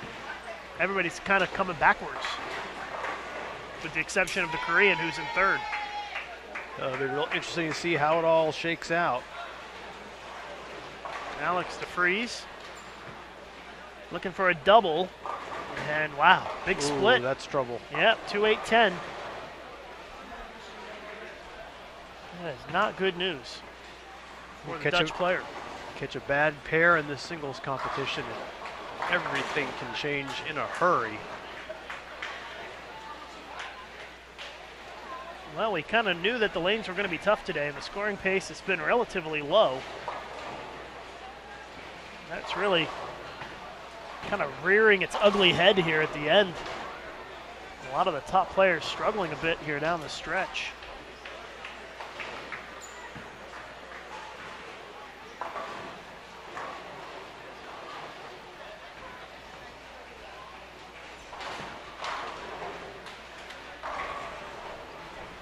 Trying to see who the next one is to go is going to be. I think it's going to be Bodo Kosnietsny. James Stanley also on lane 52 for Costa Rica. He's in the top 10 coming into this game, but not really doing anything too exciting. No double for James Stanley.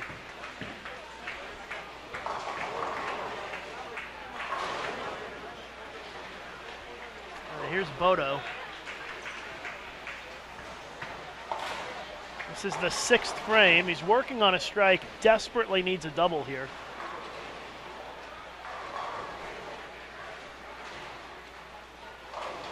And it comes up a little light. Leaves the single pin standing. Looks like a 4-pin from here. Very strange finish here to this first squad of singles. Meanwhile, Sung Hyung Shin of Korea can shoot 279 this game.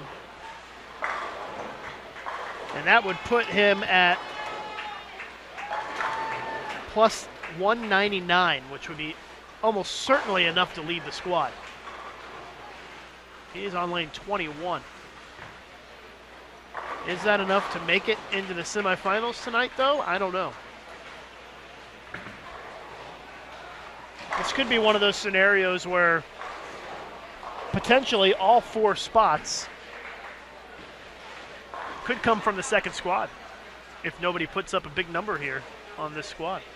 You just don't know.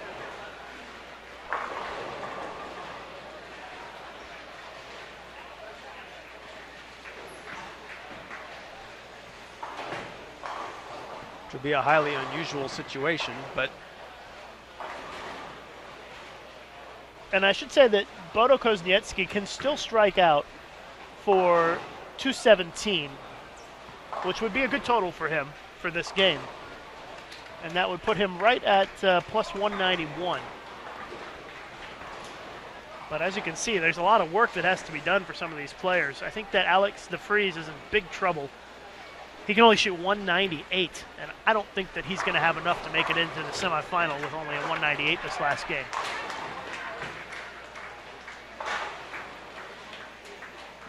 But we won't know for sure until after the next squad.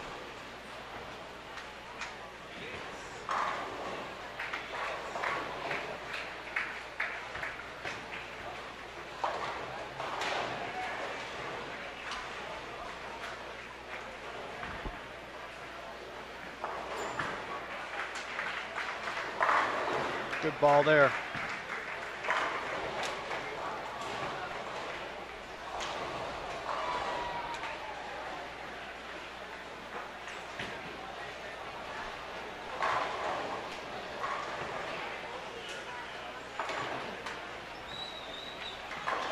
There's Bodo in the 7.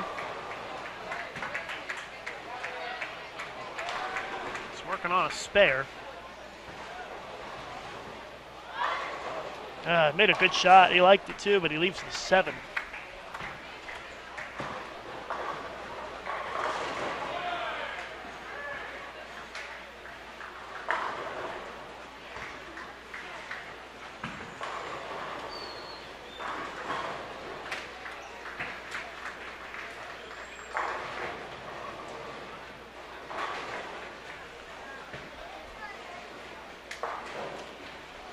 First score in the top 10 to go final is Choi Bak-um of Korea, plus 143 is what he finishes at.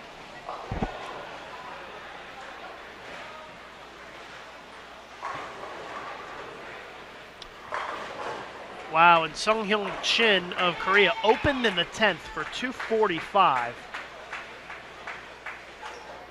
Puts him at plus 165. That was a big open.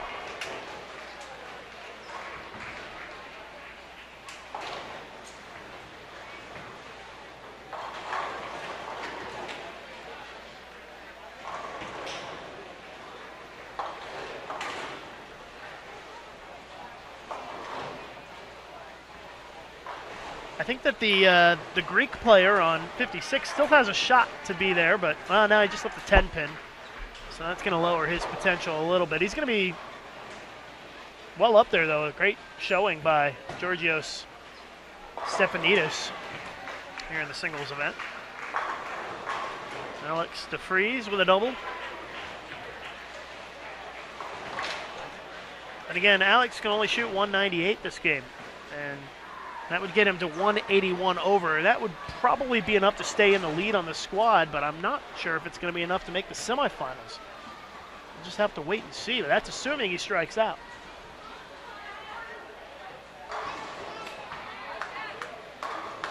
A lot of scenarios here going on.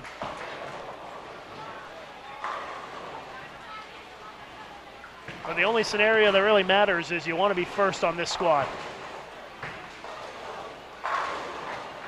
Outside of that, you're probably in a lot of trouble based on the scoring pace.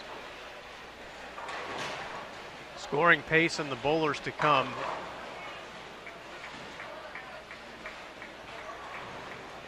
You can certainly see how it's going to be tough to see how certainly more than 2 will make it off this group. Yeah, for sure. It's so unusual, too, because a lot of times you see somebody bowl a big set. Just not this time around. We'll just have to see how this finishes out in this last few frames.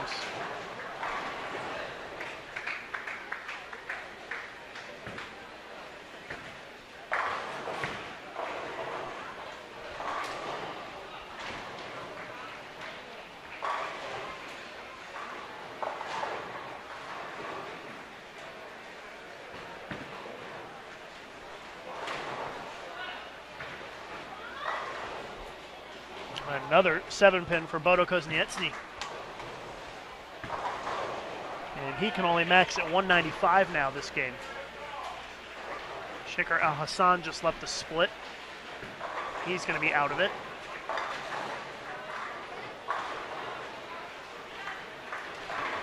Alex DeFries desperately needs a strike here in the 9th frame.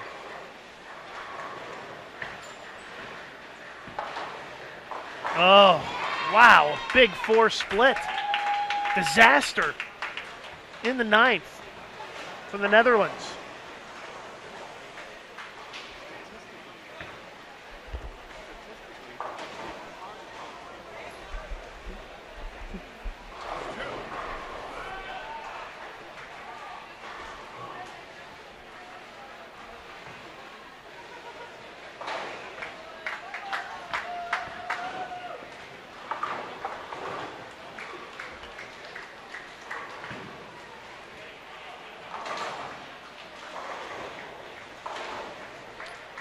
Well, he gets 2 of them, and it's just a disaster finish here for Alex DeFries. Only 130 in the 9th, so he can only max at 160, and that's going to really knock him out of contention. It's a strange finish to this squad.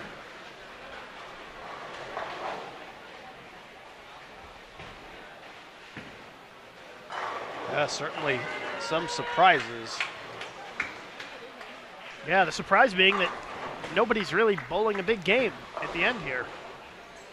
I mean, it's very possible that plus 165 might be the leader. And that would be Shin Sung-hyun. Of course, we're going to have to learn how to say his name properly if he does make the semifinal, but the Korean at plus 165 seems like he may have set the score to beat for the next squad. But we're still waiting for some of these games to go final here. And this means that somebody who is further back in the standings very well could have made a big jump here, and I'm not aware of it.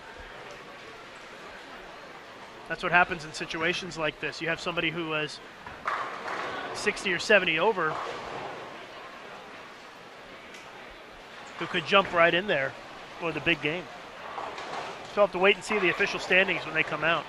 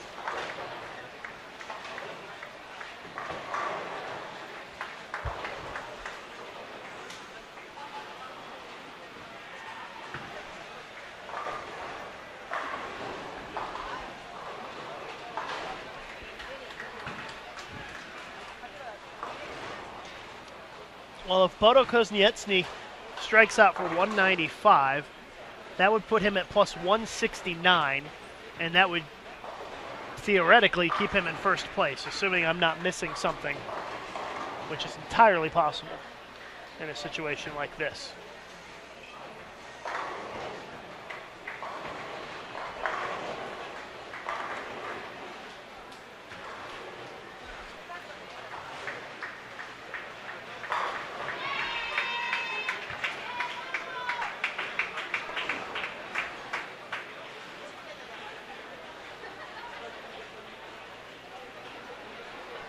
DeFries is going to go first.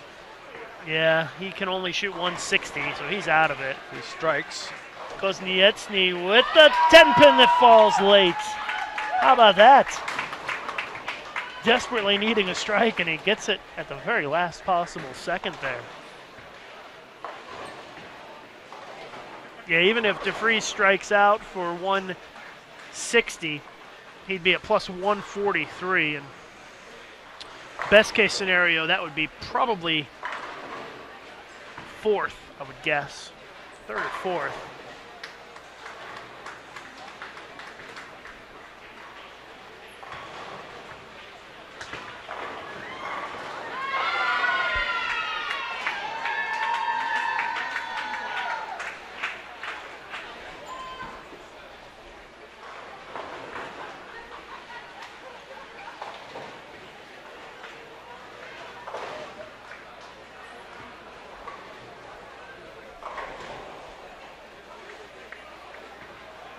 And I think our drama is going to come down to Bodo in the 10th, whether or not he can strike out to pass the plus 165 that's already been posted.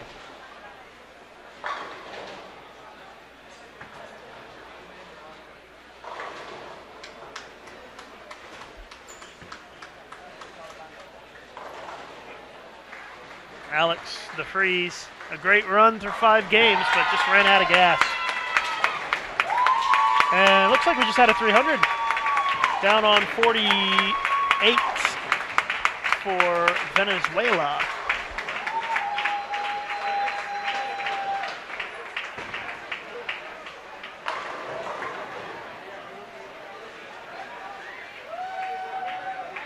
be Luis Eduardo Roviana, 300.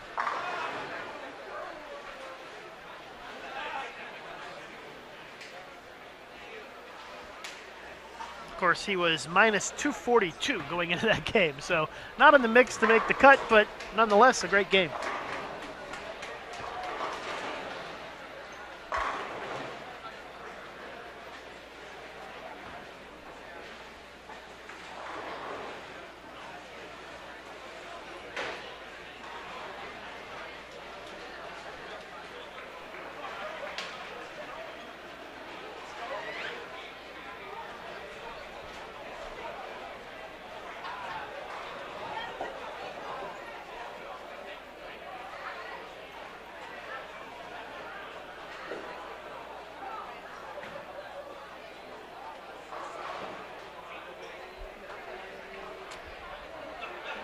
Bodo Kozniecny is going to be one of the last ones to finish here.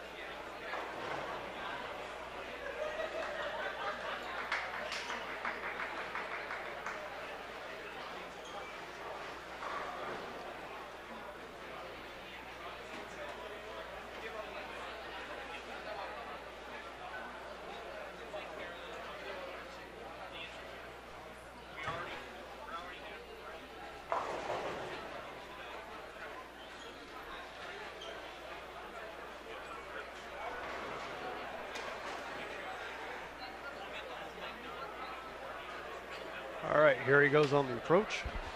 If he strikes out, shoots 195, gets to plus 169.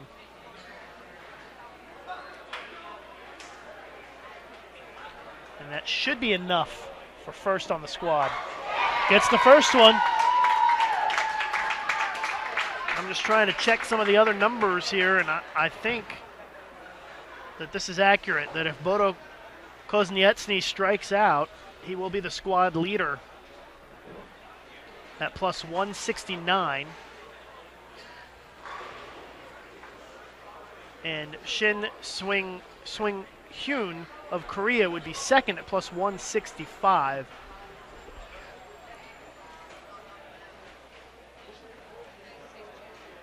I think that this shot right here could be the difference between making it and not making it into the semifinal for Bodo Kozniecny.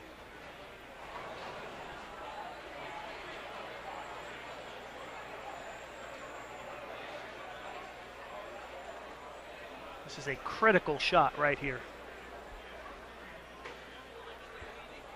A strike, and we believe he will be the squad leader. Here we go. Last bowler in the building to finish. Oh, what a shot under pressure for the German. 3 in a row. Based on the reaction, you got to think he knows it too. I'd say so. He took a long time and was really engaged in that shot, focused mentally.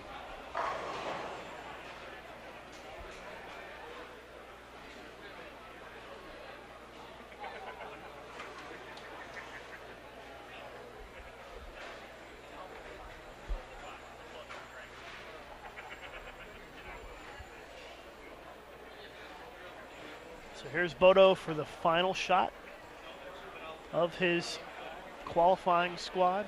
Still needs a few pins here. 2 to be precise. Maybe a little bit more than 2. That's enough. He needed 6, he got 9. Gives him 194, puts him at plus 168. And I believe he is the squad leader with Korea second at plus 165. And I think Choi Bak-um of Korea in third at plus 143 would be third. But that's not 100% sure on that. And then perhaps Timmy Tan of Malaysia at plus 135 in fourth. But it's hard to say. It's a lot going on there at the end of a very strange finish to the squad. Yes, some of the players we thought were in position to be able to lock up a spot in the medal round may not end up being there, and certainly it's going to leave us with a lot of drama for the next squad to find out Yeah, there's how it all comes together. Very real possibility that nobody from this squad could make it into the semifinal. That is a valid scenario at this point. Highly unusual occurrence, but not impossible at this point. But obviously that was really important for Bodo to get the double in the 10th to get to first, because scores are low. Being in first on the squad gives you the best possible chance. So we'll have to wait and see.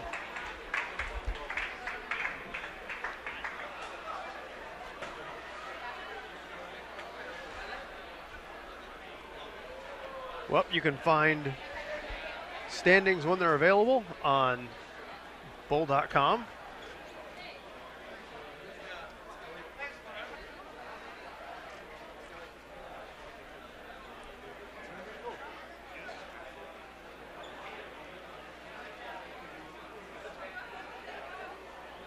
So Lucas and I are going to step away for a moment, I believe. Lucas, what is the time that we should expect play to begin? I guess no reason to believe that there'll be any delay because we've got some They're bringing out the buffer time machines brought now. in for lane maintenance. Yep, we start in about an hour.